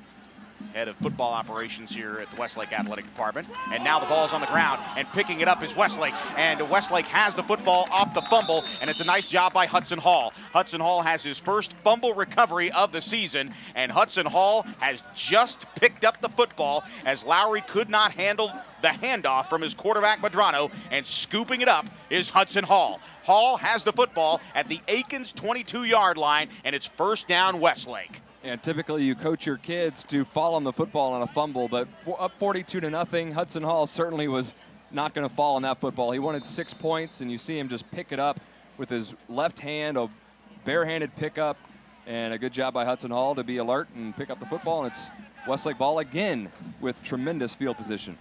At the Akins 22-yard line, Rawlings in the ball game. And Rhodes is the quarterback. Rhodes just handing off right at the gut. And diving forward is Ben Slaughter, as Ben Slaughter takes on Nick Vega, diving forward for maybe about a yard gain, maybe short half yard. No official gain as the ball moves basically a quarter of a yard between the 22 and the 21. So it'll be a short and long, or it's to be a second and long 9. Yeah, and you think Akins knew what was coming there. They had about 8 or 9 guys just on the line of scrimmage ready for a run play for Westlake. They know that Westlake is going to be running the ball a lot in this second half. Second down, and Rhodes has flanking backs to his right and left, a wide receiver to the left, one wide receiver to the right. And now the handoff will stay with Rhodes on the zone read play, and Rhodes has 1 carry on the night for 22 yards, and he picks up more positive yardage down to the 16-yard line. A 5-yard pickup here. It'll be second down at 5, and we have an injured Aiken Eagle right at the 15-yard line, and we will have the clock stop at 7:53 to play here in the third quarter. 42-0, Westlake with a seemingly insurmountable lead at this point here, especially when the turnovers keep mounting up for the Akins Eagles. Again, Akins turned the ball over twice in the first half, one on the interception for Tate Shaw, the other on the fumbled kickoff return that was recovered. And, John, when you look at the opportunities that Westlake is having to seize, this is one of those games that you can lose focus easily. We talked about it with Coach Allman and with Patrick Elliott, that remaining focused in games like this when you get a big lead is always the most difficult task. And it looks like Westlake, even with Hudson Hall in the game, remaining focused and executing plays. Yeah, and I think part of that, you have to attribute that to the way Westlake has played so far this season and the fact that they've struggled against Bowie, Cibolo Steel. Really, in every game, they've had stretches, quarters, where they have really struggled, whether it be on offense or on defense. And so I think these Westlake players this week knew that this game, they needed to show something. They needed to come out, prove to themselves that they could put 4 quarters of football together. So they really did come in here with a lot of focus, not dismissing Akins, but more or less saying that we need to work on ourselves and we need to come out and perform, and they've done that. James Houston, the injured Aiken Eagle, he's the backup cornerback for Joseph Featherstone, who's been in and out of the lineup from a defensive standpoint. He was out last week, cleared to play this week, so his backup, James Houston, getting an opportunity. He goes off the field, and hopefully he is okay, but he's not putting any weight on that left leg. It'll be third down and 4 here. A power eye look for the Westlake Chaparrals. Under center is John Rhodes, of course, the son of the offensive coordinator, Jeff Rhodes. A tight end to the left and 1 wide receiver to the far side right. The handoff goes to Alex Chavez. Chavez covering up the football inside the 14-yard line down to the 12. It looks like he's falling forward. That's Ben Slaughter, Alex Chavez on the sidelines. Slaughter getting that carry and is very close to a first down marker there at the 12-yard line, and that final push to the 11, John, got Slaughter the first down and 10 Westlake inside the red zone. And a nice play there by inside linebacker Aaron Medina, the senior, coming into this game with 26 tackles, able to fight off a block and get Slaughter, but not before he picks up the first down. First down and 10, the ball at the left hash mark at the 11. 1 wide receiver split out wide to the right. 2 tight end formation here. Under center is John Rhodes. Power eye look once again on first and 10 from the 11 in Akins territory. And the handoff goes to Slaughter. Slaughter works his way out of 1 tackle in the backfield. Tries to catch the corner and does. Inside the 10, inside the 5, down to the 3-yard line. Where will he step out of bounds? It actually looks like they're going to say that Slaughter stepped out of bounds at the 7-yard line, but he was dead in the water back behind the 10-yard line and somehow got out of the clutches of that tackle. Yeah, and you got to make those tackles, especially when you're playing so many guys in the box and you have a guy with the speed of Ben Slaughter. You miss that tackle and Slaughter bounces it out to the outside. There's not a lot of defenders out there to come make the tackle, and you see the nice stiff arm on Chavez out there on the outside for Slaughter, and he picks up a good gain. 2nd down and 6 after the pickup of 4 yards. Same formation, power eye look here, 2 tight ends, and the handoff will go into the backfield. And Slaughter once again, this time upended right at the 7-yard line. No gain on the play. And a young man that got into the ballgame there for Akins wearing a jersey number that we don't have. He's wearing number 81. Unfortunately, he does not show up on either of our rosters here given to us by the Akins coaching staff. So our apologies there. And it looks like we have one man coming off the field here, and it's Brian Kinney. That's going to give way to Luke Womack. How would you like that for a lead blocker, kids? Luke Womack coming in at halfback on 3rd down and 6. And now rolling out on the bootleg, firing towards Luke Womack. And Luke Womack, no, into the end zone is Luke Womack. Spider 2, Y banana. And Abe Garcia at ACL loves it. Spider 2, Y banana to the halfback. It's open every time, and Luke Womack, a defensive specialist, one of the fastest guys on this team, has himself a touchdown. Luke Womack into the end zone, wide open, touchdown Westlake. And a nice delivery there by John Rhodes. He had a defender in his way, but he got it around him. And moving to his left, throwing it, the right-hander delivered a perfect pass to Luke Womack. He didn't have to reach for it, right in the breadbasket, and he gets a touchdown, his first on the season. The snap is down, the kick is up, and the extra point is good for Dallin Nelson. 5:37 to play, 3rd quarter. Westlake leading Akins 49-0. This is Westlake football.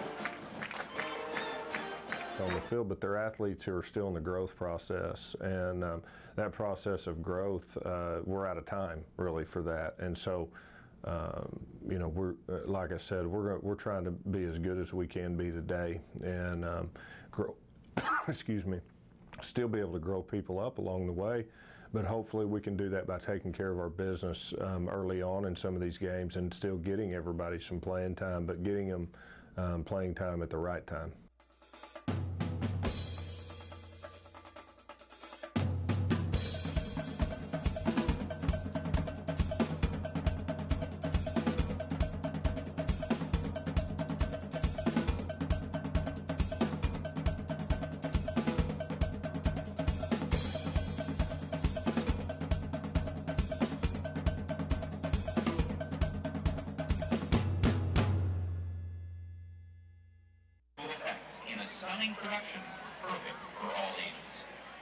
A 6-play, 22-yard drive, a 7-yard touchdown reception for Luke Womack. Yes, I said that. A 7-yard touchdown reception to Luke Womack from John Rhodes. 49-0 as Luke Womack joins his defensive brethren with a touchdown score tonight. Breckenhager with 2, so Womack's got to get one more to match Breckenhager for bragging rights in the locker room. But it's 49-0. Westlake with an empowering lead on the Akins Eagles, and Alex Rees set to kick it off again. Chavez and Lowry back deep to receive. A line drive kick that's going to sail over the head and bounce at the 2 and into the end zone for the touchback. And those kick returners, they got to get back there and catch that football. When it lands at the 2, even though it had a low trajectory, there's no guarantee that that ball is going to bounce that extra 2 yards into the end zone. We see these kickoffs nowadays, you know, they really, on this field turf, this soft field turf, they really do stop fairly quickly. I noticed that on the last kickoff return, the ball hit right inside the goal line and just stopped right there, and the kick returners were standing at the 10-yard line, something they got to be watchful of, or else Westlake can run down there and recover it if it stops at the 1-yard line. And with that, Akins back on, Madrano out, flanked by 2 backs. He's back to pass. Madrano going towards the far side, and that pass is overthrown, and it's incomplete. Intended out there on the far side for one of his running backs, Jason Hart, who came out of the backfield. And he thought Hart was going to break to the outside, and Hart broke to the inside, so a little miscommunication there between Hart and Madrano, and it's the incompletion, brings up a 2nd down. It'll be 2nd down and 10 from the 25-yard line. Ball in the middle of the hash marks here. Notice that the clock is running after that incompletion. Indeed. 2 wide receivers each way. Now Madrano looking, flushed out of the pocket, comes here to the near side. And that is a huge quarterback sack at the 20-yard line, and Luke Womack is fired up. Womack delivers a huge blow and a great play. And once again, John mentioned it earlier, that when you have an opportunity to make a big hit, watch Luke Womack if you're watching on television.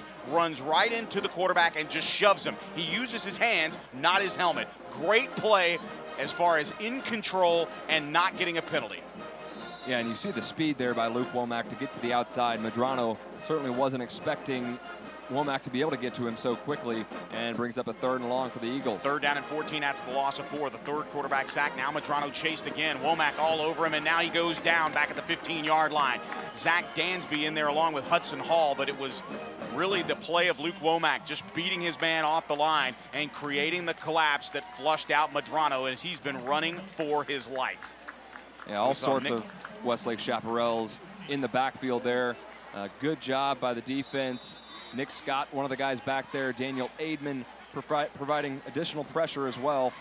And these defenders, when you get them in a 3rd and long, they can just pin their ears back and rush the passer. Tate Shaw along with Sean Rawlings back deep to receive, and here comes the punt, and it is a very short one. It's almost like an infield pop fly, and it's going to hit at the Akins 21-yard line, bounce backwards, and Akins will try to stop it at the 20. That is a 5-yard punt. A 5-yard punt, and Westlake will have it at the Akins 20. Only one time tonight in their possessions, John, as Westlake started in their own territory. Special teams play has been a big, big reason why this game was out of reach very early on. Yeah, and you really, I hate to say this, but you really don't like that as an offensive coordinator in a game like this, where you want to work on your offense as much as possible, and getting the ball time after time at the 30 or the 20 of Akins, it doesn't allow you to open up the playbook like you want, especially with some new players on offense. And now from the right hash mark, Rhodes out there to design the offense, and flags come in, and it's going to be a false start. The 2nd penalty of the ball game, and it will be against Westlake. It'll cost them 5 and back them up to the 25-yard line. Offense, number 65. 5-yard penalty, remains 1st down. And Calvin Calvert letting us know exactly what the penalty is all about. And we haven't really heard much from the Zebras tonight, John. The men in black and white haven't really had to get much involved in this 49-0 ball game here with 2:25 to play. Clock moving, Rhodes pulling the ball out, and Rhodes inside the 15, inside the 10. Rhodes with a burst of speed into the end zone.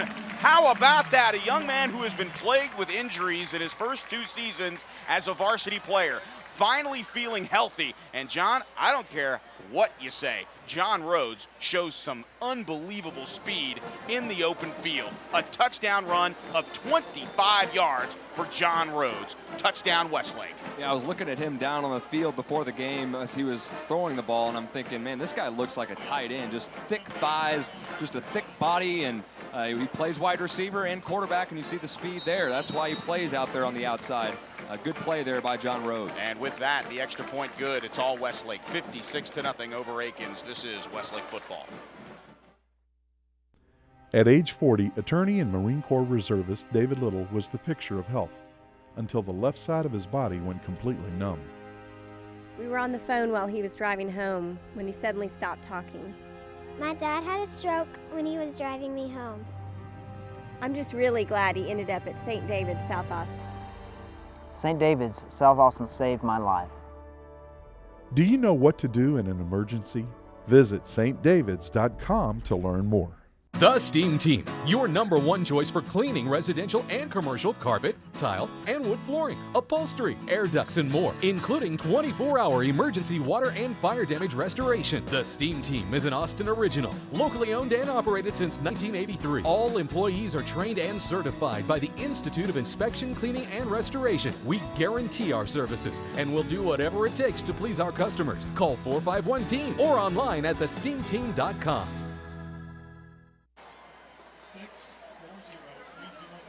We welcome you back, and we get a good look at former Chaps of the Week, Alex Chavez and Ben Slaughter, yucking it up on the bench as Westlake is all over Akins, 56-0.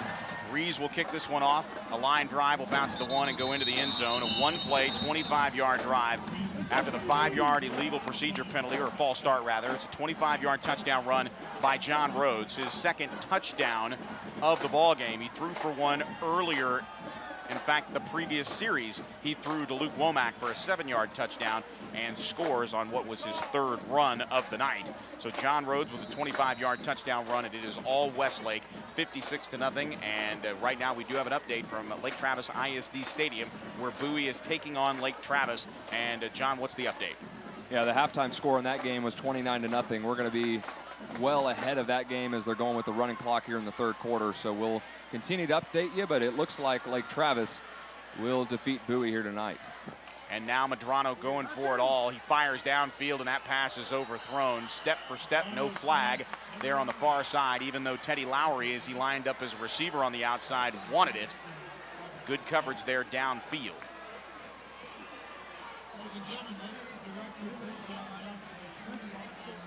Westlake's defense, of course, still rotating guys in. We see some new faces on the defensive side of the ball. And they're going to continue to do that as we move on through this game. On second down and 10, now Medrano just airing it out, trying to force something here. A leaping opportunity there for Teddy Lowry. And once again, they attack that right side of the field. No flag thrown, and doing a good job there on the outside. As we get a good look at the replay, this is the second time in a row they've just tossed it up.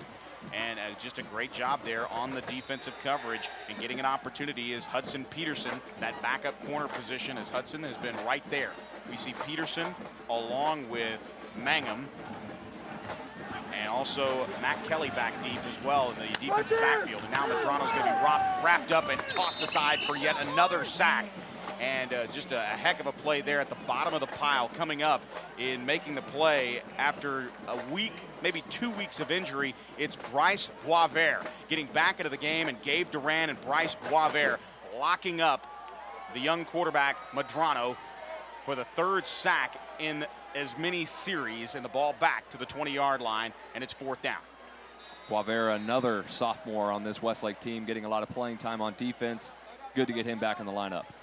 And now after the 5-yard punt, this will be a little bit better, but not much. It's angling towards the Westlake bench, and it'll go out of bounds at the 47-yard line in Akins territory. So yet again, it's at the 47-yard line and a 27-yard punt. Well, it's better than the last one, but right now, if Akins wants to compete against the Andersons and the Austin Highs of this district, one thing is very, very clear, John. They have got to get their field position game under control. Right now, it is really an Achilles heel, giving the short field to the big offenses who can score at will. And it's a part of the game that you really dismiss so often, is punting. But we see in this game how crucial it is when you can't really even rely on your punting unit to go out there and even start to flip the field. I mean, we're seeing time after time punts less than 30 yards, and that's why Westlake has only had one drive start on their side of the field as we now. And we're going to go into the fourth quarter just like that. And they are going to do it. And we will keep with this augmented process. It's interesting because I believe Coach Allman, he and I talked about it, because in the state of California and some of the Pop Warner leagues, there is a fine if you get too much of a lead, 35 points, and your coach actually gets suspended for a game, if you can believe that. In a story I read earlier this week about a mercy rule in the state of California. He and I talked about that because I wanted his opinion. And John, when you think about it, it really does a disservice to the guys that are playing. Yeah. And Coach Allman does not like to run the clock, because at the end of the day, your players are out there. I think what this is all about, I don't think it shows any lack of respect towards Akins, because obviously Akins clearly and Humberto Garza would have to ask to run the clock. And Darren Allman agreeing, and I think right now, just because of the injuries that we've seen tonight, some guys have come up limping, some guys have some cramps. We've seen one injury to James Houston. I think right now it's more about personnel and keeping everybody healthy, which I agree with. And the clock moving here in the fourth quarter. First down and 10 from the 47-yard line, and breaking free here on the near side, getting the opportunity to run the football inside the 40-yard line, and a nice run there for Hank Dickerson, the 5'10", 180-pound senior, and Dickerson inside the 40-yard line down to the 38. Actually, my apologies, that's actually Christian O'Connor. Christian O'Connor getting the call. And O'Connor, we've seen him in backup halfback duties, especially along the short yardage. He and Brian Kinney battling it out for that halfback spot. We've seen Christian on occasion, and O'Connor delivering a nice run of 9 yards. Second down and 1 from the Akins 38-yard line. Two wide receivers to the left, one here to the near side right, and a handoff inside the 41, inside the 40-yard line down to about the 36. And once again, it's O'Connor on the carry. They pick up the first down, and O'Connor comes off the field in favor for Michael Noteboom. Michael Noteboom had a catch in the Abilene Cooper game, the scrimmage that happened before the Cedar Park game. He had a touchdown catch, one of the many wide receivers on this football team, getting an opportunity here. And good to see Christian O'Connor, the senior running back, getting a couple carries in this game as well. First down and 10 from the Akins 36-yard line. 6 men in the on the defensive line, and now gashing his way straight up the gut and making a move here for the Westlake Chaparrals is J.P. Dillow. John Paul up the middle for a first down run inside the 15-yard line down to the 14. A 22-yard pickup for J.P. And another senior reserve running back, Coach Allman, wanting to get these guys in the game. They've put so much work in the offseason and really their whole high school careers to be able to get into a varsity game, get some carries, and a great job there by Dillow to break one open. We are inside 10 minutes to play, a running clock here with the score lopsided, 56-0. Westlake with the lead here in the fourth quarter. Rhodes, the quarterback of record, a receiver each way. And now Rhodes will hand it off to Dillow. Dillow bouncing it here to the near side, inside the 10, inside the 7-yard line, and J.P. Dillow all kinds of fired up. And he gets some congratulatory pats on the back there by Luis Castillo as he was opening up blocks, and it's very close to a first down, but it will set up second down and about 2, and the Chaparrals can pick up first and goal marks at the 5-yard line. Yeah, good to see some of these guys that don't get to play often be able to come in and not just come in and play, but come in and be able to move the football. And hopefully one of these guys will be able to hit pay dirt and score a touchdown. Now checking into the ball game as a quarterback here is Max Mangum. Mangum getting the call at quarterback. He is under center, part of a power eye look. And the handoff will go straight up the gut inside the 5. The first down marker has been eclipsed by O'Connor. It's first and goal Westlake as Mangum hands off to O'Connor. First and goal Westlake, the ball just outside the 2-yard line, and these guys smell pay dirt. And why not? They work just as hard as the starters, and they're going to get their opportunity to try to punch it in. Mangum, of course, has been playing this second half on defense at corner, but as a sophomore, he's a guy that certainly could have a future at the quarterback position for this Westlake varsity team. You look at Max Mangum, the sophomore, I guarantee you didn't think he was going to see time at quarterback. Here's the snap, the handoff straight up the gut, and now driving towards the line of scrimmage and towards the 1-yard line. Comes up short. And it's O'Connor again on the carry, and a nice tackle up front there by Patrick Dickerson. Got a hold of O'Connor, and it's second and goal from the 2. O'Connor checks out. Now Mangum looking towards the near side, and he'll jog back to the huddle. We'll see if they continue with just the straight handoffs here as Dillow's in the backfield, or if they try to put the ball in Mangum's hands with the power eye formation. Dickerson in front of Dillow. Power eye look on second and goal. The handoff goes to J.P. Dillow. Dillow trying to work his way down to the 1-yard line, and he does. And it'll set up third and goal from the 1. You got to hand it to some of the guys. Michael Morrill getting an opportunity down there on the Viraj Mehta, getting an opportunity at the offensive line position. Just a ton of guys just trying to open up holes so their brethren can get into the end zone. It's third and goal, and really no shame in this drive here if you get 6, judging by the folks on the field. Jordan Edgar, 6'1", 260-pound junior. He's getting some time as well. Power eye look again. Deep set back is Dillow. Here's the toss. JP at the 5. JP trying to stiff arm his way, and he can't get there. Dillow wrapped up in a good play defensively there on the near side by Cedric Williams, the outside linebacker, and the senior drops number 21, and it's field goal kicking time here, or will the Chaparrals decide to run it? And if you're the Chaparrals, you know that kicking a field goal here is not necessarily in the repertoire. You've got 56 points right now. You want to get these guys an opportunity to get in the end zone. And if you turn it over on downs, it's first and 10 at the 4-yard line for Akins. Yeah, this might be a situation, too, much like I saw in Baylor's first 3 games, where in the second half they have the ball 4th down, but not even close to the goal line, but they still run the football. Now under center is Mangum.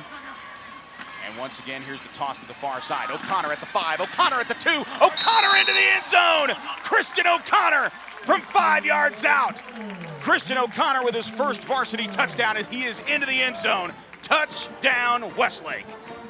And Christian O'Connor here hit hard at the 2-yard line, but the senior was not going to be denied as he goes into the end zone. Great run there by O'Connor to get his first career varsity touchdown.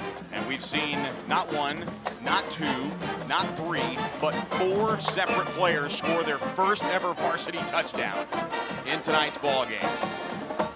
The snap is down, and for Dallin Nelson, the kick is up, and it is good. So we will take a quick timeout here. 5:44 to play in the ball game. It is Westlake 63, Akins nothing. This is Westlake football. On game days, you see me running out here with close to 100 other people. It's a team effort. It takes all of us to make UT football a success. It's a lot like you and your finances. You need to surround yourself with the best people in the business. That's where University Federal Credit Union comes in. The UFCU team works hard to make sure your financial game plan is always in shape. University of Texas Athletics and University Federal. So close, we share the same name.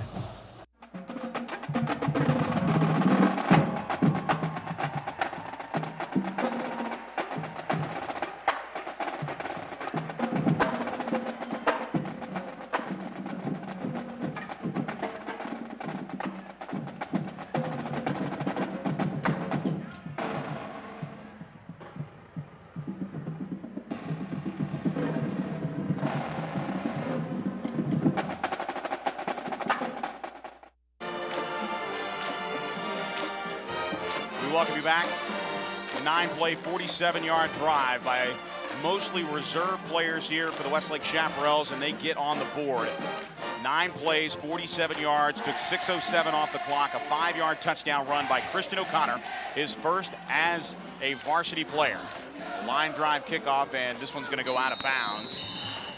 And unfortunately for Alex Rees, as that one sails out of bounds, it'll be a penalty, and it'll be one of the best starting field positions here Kick out of for bounds, the Akins Eagles as they will take over. Bobby placed the 35-yard Very line. good field First position. and Joe 10, Taylor Akins. back in the UFCU broadcast booth, sending the intrepid John Nidell down to the sidelines. Cameron Walker, our producer, and of course Brian Ferguson, our statistician. The good folks at Westlake Technical Entertainment crew providing all the images for our rebroadcast on Time Warner Cable Channel 408 and 1509. That's the Time Warner Cable Sports Channel, where Westlake football airs every Sunday morning at 9 a.m. here in the greater Austin area and across the state of Texas. First down and 10 as they move right to left here, the men in gold, white, and navy. And now it's just a straight quarterback keeper for Teddy Lowry. A spin move at the 40 to the 45, out to the 50, and he's wrangled down from behind. And a nice open field tackle there by Nate Flanagan, and it is a 25-yard pickup and a first down into Chaparral territory for Teddy Lowry. And what a joystick in a Madden move right there at midfield to burst his legs out into midfield. Just a heck of an athletic play there. First down and 10 from the 45-yard line in Chaparral territory. Teddy Lowry off right tackle, and he falls forward there as he makes his way out to the 42-yard line as he picks up 3 yards. It'll be second down and 7 for Teddy Lowry. Really the only offensive shining star here for the Akins Eagles tonight. We await the sounds of John Nidell from the sidelines. He'll have the thoughts of head coach Darren Allman right after this game ends in the next 4 minutes, as Humberto Garcia, the head coach of the Akins Eagles, electing to have the clock run here in the second half. 3 wide receivers to the far side right. Lowry delivers over the middle of the field, and that pass is intercepted. It's intercepted by David Love, and David Love has another turnover for the Westlake defense. What an opportunity as David Love gets all kinds of congratulatory smacks on the helmet from his teammates as he has an amazing interception, and Westlake has the football once again in very favorable field position, but oddly enough, it'll be the worst field position of the night for the Chaparrals at their own 33-yard line. What an interception by David Love.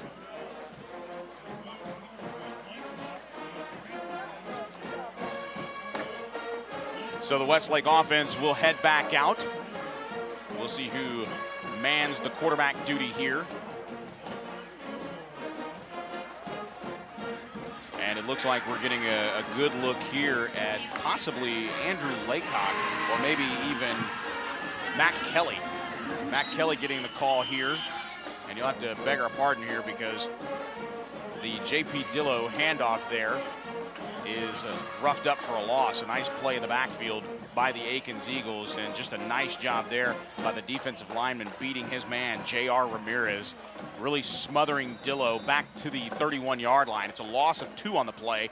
Sets up 2nd down and 12. We'll go to John Nidell here in just a moment as we have got his microphone hot and ready to go from the sidelines to deliver the post-game interview with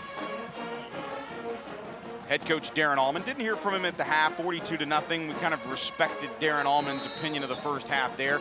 Really wanted to get him to the locker room to go over some things, a lot of planning, and now a timeout has been called. We will take it as well. Back in a moment. This is Westlake football. Ever wonder what's scratching around in your attic?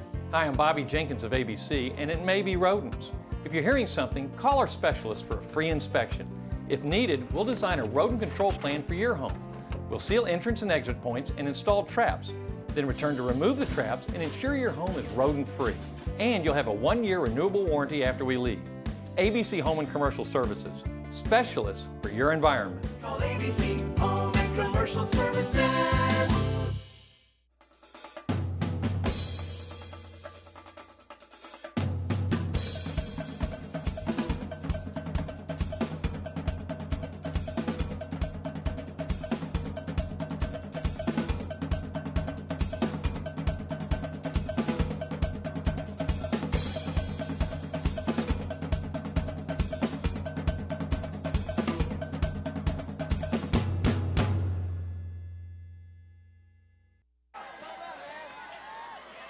We welcome you back to live coverage of Westlake football out of the timeout. 2nd down and 12 here. 2 wide receivers in the formation here, and the handoff's going to go to Dillo, but everything stops here as we have a flag thrown on the play. Dead ball, offsides, defense. 5-yard penalty, still 2nd down.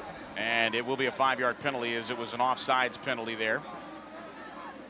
And I'm going to go ahead and stay with the fact that number 19 is, in fact, Matt Kelly. And the reason for that is we get a look at the other 19, and that is Andrew Laycock. And you'll notice the difference there.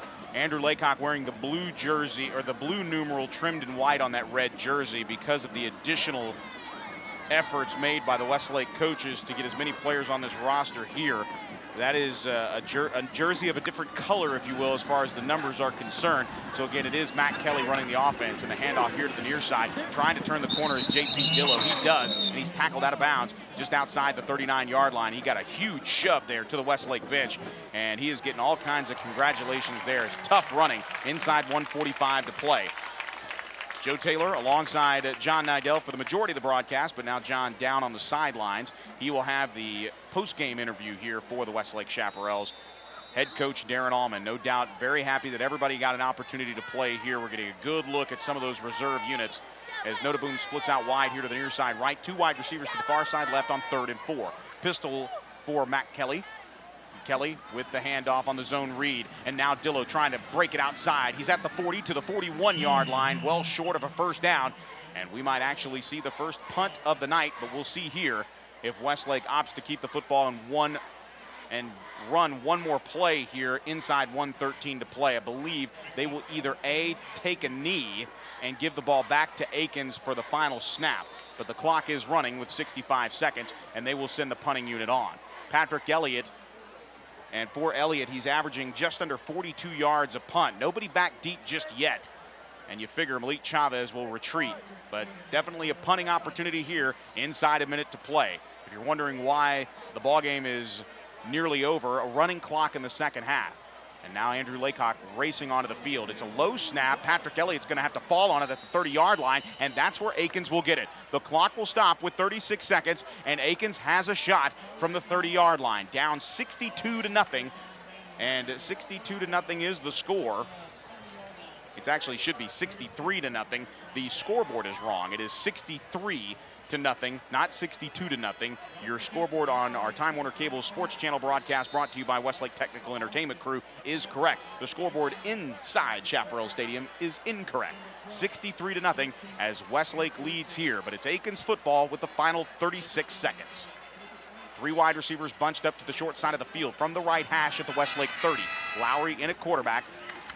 Lowry looking, now flushed out here to the near side. Still looking. He's trapped at the 30, breaks away from a tackle, headed to the right hash mark, down to the 25-yard line before he falls forward to the 24. A slew of tacklers in there on defense. And in the backside of that play, Nate Flanagan getting a good pop along with Kanan Clark-Bateman. We've seen him as an inside linebacker on occasion. Also, Michael Siebert getting a lick there initially to slow Lowry down, but a lot of effort here at the end of the ball game. 23 seconds and a timeout has been called. We will keep it here. Up next for the Chaparrals, a short work week from Friday night here against Akins to Thursday night against the Anderson Trojans. They will meet the Anderson Trojans just outside the campus of Reagan High School on 290, just to the east of I-35 here in the Austin area. They will take on the Trojans at 7:30 on Thursday evening, the only Thursday evening on the schedule for the Chaparrals. And then coming up the following week on Friday, October the 18th, homecoming against Del Valle. And then, of course, the bye week and Lake Travis at Lake Travis ISD Stadium the first week of November. And, of course, they wind up the end of the district schedule with Austin High here at home. 23 seconds on 2nd and 4. Here's Lowry with a back on either side. Lowry's going to be flushed out of the pocket. Lowry looking, firing towards the end zone. He has a man, and that pass is broken up. Nice coverage there downfield, and I believe on the play is Abney. Jackson Abney, step for step for the intended receiver, Marshall Trevino, and a good job there by one of the reserve corners, just staying with him, as a good throw there by Lowry, but just blanket coverage by Abney. 15 seconds as the clock will stop momentarily here on the incomplete pass. So it's clear that Humberto Garza, along with the officials and Darren Allman, are giving this time to the Akins Eagles. Normally on the incompletion, we would see the clock running, but that clearly is not the case now in the final 36 seconds. 15 seconds and the clock will start on the snap. Here's Lowry, fires up in the middle. That pass is juggled and caught at the 10-yard line. Matt Kelly along with Max Mangum wrapping up Jermaine Thomas, but it's a first down catch at the 10-yard line. The clock stops with 8 seconds. And Akins will take a timeout to talk about what most likely will be their final play. Joe Taylor alongside John Nidell, who's down on the sidelines. Cameron Walker, our producer tonight. Brian Ferguson, our statistician, whose right hand most likely is completely worn out from all of the writing he's been doing tonight. The statistical analysis will be quite convincing as far as the Chaparrals are concerned. But life shown here by the Akins Eagles as they were able to take a low snapped punt that Patrick Elliott had to fall on at the Westlake 30-yard line, and they have come up with some positive yardage. 20 yards in this drive down to the 10-yard line. 8 seconds remaining in the ball game. First down and 10, first down and goal from the 10-yard line. Lowry with receivers. He's going to run it. Lowry breaking right. Lowry trying to step out of a tackle. Lowry trying and waiting and trying to move out of there. And a great job at the bottom was Nate Flanagan. He had a hold of that foot, and it was a great opportunity for William Wang as well. Bryce Boisvert was actually the one that got a hold of the foot, and he would not let go. Boisvert along with, I believe, O'Connor, and that will do it. So it ends with a quarterback sack, part of 4 quarterback sacks tonight for the Westlake defense, and that will do it from Chaparral Stadium. Your final score, Westlake 63, Akins nothing, and an absolute destruction of the Eagles tonight at Chaparral Stadium. The alma mater playing here for the Akins band as they will have to exit and make their way back to South Austin. And once again, the Akins Eagles fall to the Westlake Chaparrals. And we take a look at some of the appearances for the Westlake offense in these games. Of course, we talk about last year, a 68-7 rout of Akins at this time a year ago. And Westlake dropping 63 on them tonight. No points on the board for Akins.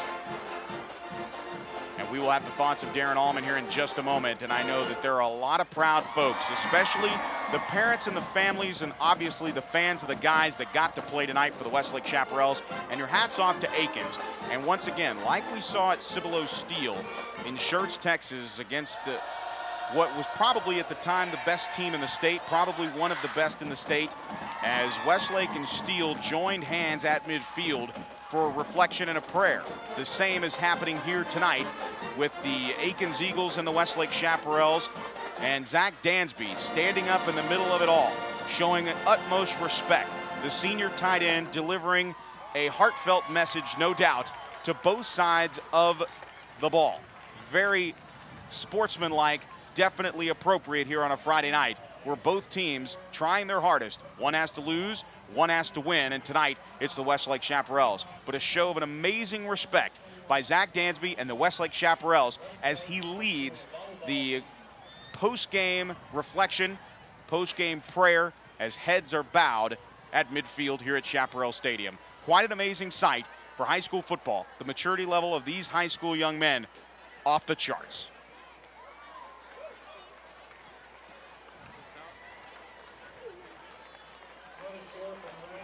A lot of smiles on the faces of the Westlake Chaparrals. Obviously disappointment coming off their district win, their first district win since 2011 for the Akins Eagles. And the men that are part of that roster coming in tonight, they knew the odds were stacked against them. They still played their hearts out. So again, congratulations to the Akins Eagles and Humberto Garza. Unfortunately, they are on the wrong side of victory here tonight. But the Westlake Chaparrals very much in what I would call probably the most impressive displays of offense, with guys who have played new positions. We saw linebackers converted into running backs and fullbacks. We saw receivers converted into corners. And as John mentioned earlier in the broadcast, this is the opportunity where you find out who wants to play what position where, and finding the right mix of players. And with Jordan Sievert, Calvin Anderson, Will Copa, some of the stars for this ball club, some of the really the stable ponies of this particular offensive team, out tonight for various injuries, they have had the opportunity to step in. Backups, guys that don't often get an opportunity. Raghav Kathuria, Viraj Mehta, Ryan O'Farrell, Michael Morrill, Matt Curtis, Jordan Edgar, Joe Gallinghouse. Again, of course, you have the starters Bobby Dwyer and Taylor Marks. Guys like Patrick Elliott who have gone to the other side of the ball. J.P. Dillo, obviously Christian O'Connor. All of those guys with an opportunity to really make tonight a special night and get their hard work and practice rewarded. We go down to the field now as Westlake's head coach Darren Allman is with our John Nidell here momentarily. We are looking feverishly. So, Coach, 62-0, first district win of the season. A lot of changes coming into this game. What did you think of your team's performance? Well, real proud of them. We had a great week, and it started off pretty rough because you're coming off a loss that you're not expecting, and those are hard weeks coming back after a loss like last week, and very proud of the way our guys responded this week. And we had a little bit of change. We're working some guys on both sides of the ball just to get some more depth and try to plan for a long season. Everything that we've set out to do is still out there in front of us, and so we're just as I said, we're work in progress. We've still got a lot of football left to go, and a lot of improvement left to make, and a lot of that's making sure you got the right people in the right spots and the right combination of people on the field. So it's an exciting time for us right now, and I think for our players too, that we've experimented with a few things, but some of them are pretty solid, and we've got some personnel packages where we can involve more people on the field. In a game like this that's 62-0, you want to build depth, you want to stay away from injuries, you want to get guys some first-time varsity touchdowns. You did all those things tonight. Well, it's so good for our football team to be able to get those guys in that have not gotten very much playing time in a year because we haven't played well enough to allow everybody to play like that. And it's such a good shot in the arm for our program, and some well-deserving guys to get on the field and get their shot that have been spending most of their time in practice and waiting on their opportunity to get on the field. So it's great, and it's great for our morale, and not just for those guys, but their buddies who are on the field a little bit more. They like to see those guys on the field performing too, and they got on the field and did well, and that's exciting. Thanks, Coach. See you next Thursday. Okay, thanks. Joe. Thank you very much, John Nidell, down on the sidelines as we welcome you back in here to the UFCU broadcast booth. I'm Joe Taylor, and once again, a successful night of Westlake football, 63-0, the final score. You take it into next week. Westlake evens their district record at 1-1, while also the Akins Eagles unfortunately lose tonight. Their district record falls to 1-1, and their road doesn't get much easier. They take on Lake Travis a week from tonight, but next Thursday night, Westlake on the road at Nelson Field to face the men of Troy. The Anderson Trojans Trojans as they look to get back-to-back wins for the first time since the Temple and A&M consolidated wins. Tonight, it's pretty simple. Everybody got to play, everyone executed, and it's a positive night for football here in Westlake. I'm Joe Taylor for John Nidell, our statistician Brian Ferguson, and of course our producer Cameron Walker, and the good folks at Westlake Technical Entertainment crew. We will see you next week, Thursday night edition of Westlake Football. We invite you to watch the broadcast on Time Warner Cable Sports Channel 408 and Channel 1509 on Sunday morning at 9 a.m. to see how this one unfolded, and we hope you enjoy it on Sunday morning. We say goodnight from the telecast, and of course our postgame show coming up on the radio side. Once again, I'm Joe Taylor, and this is Westlake Football.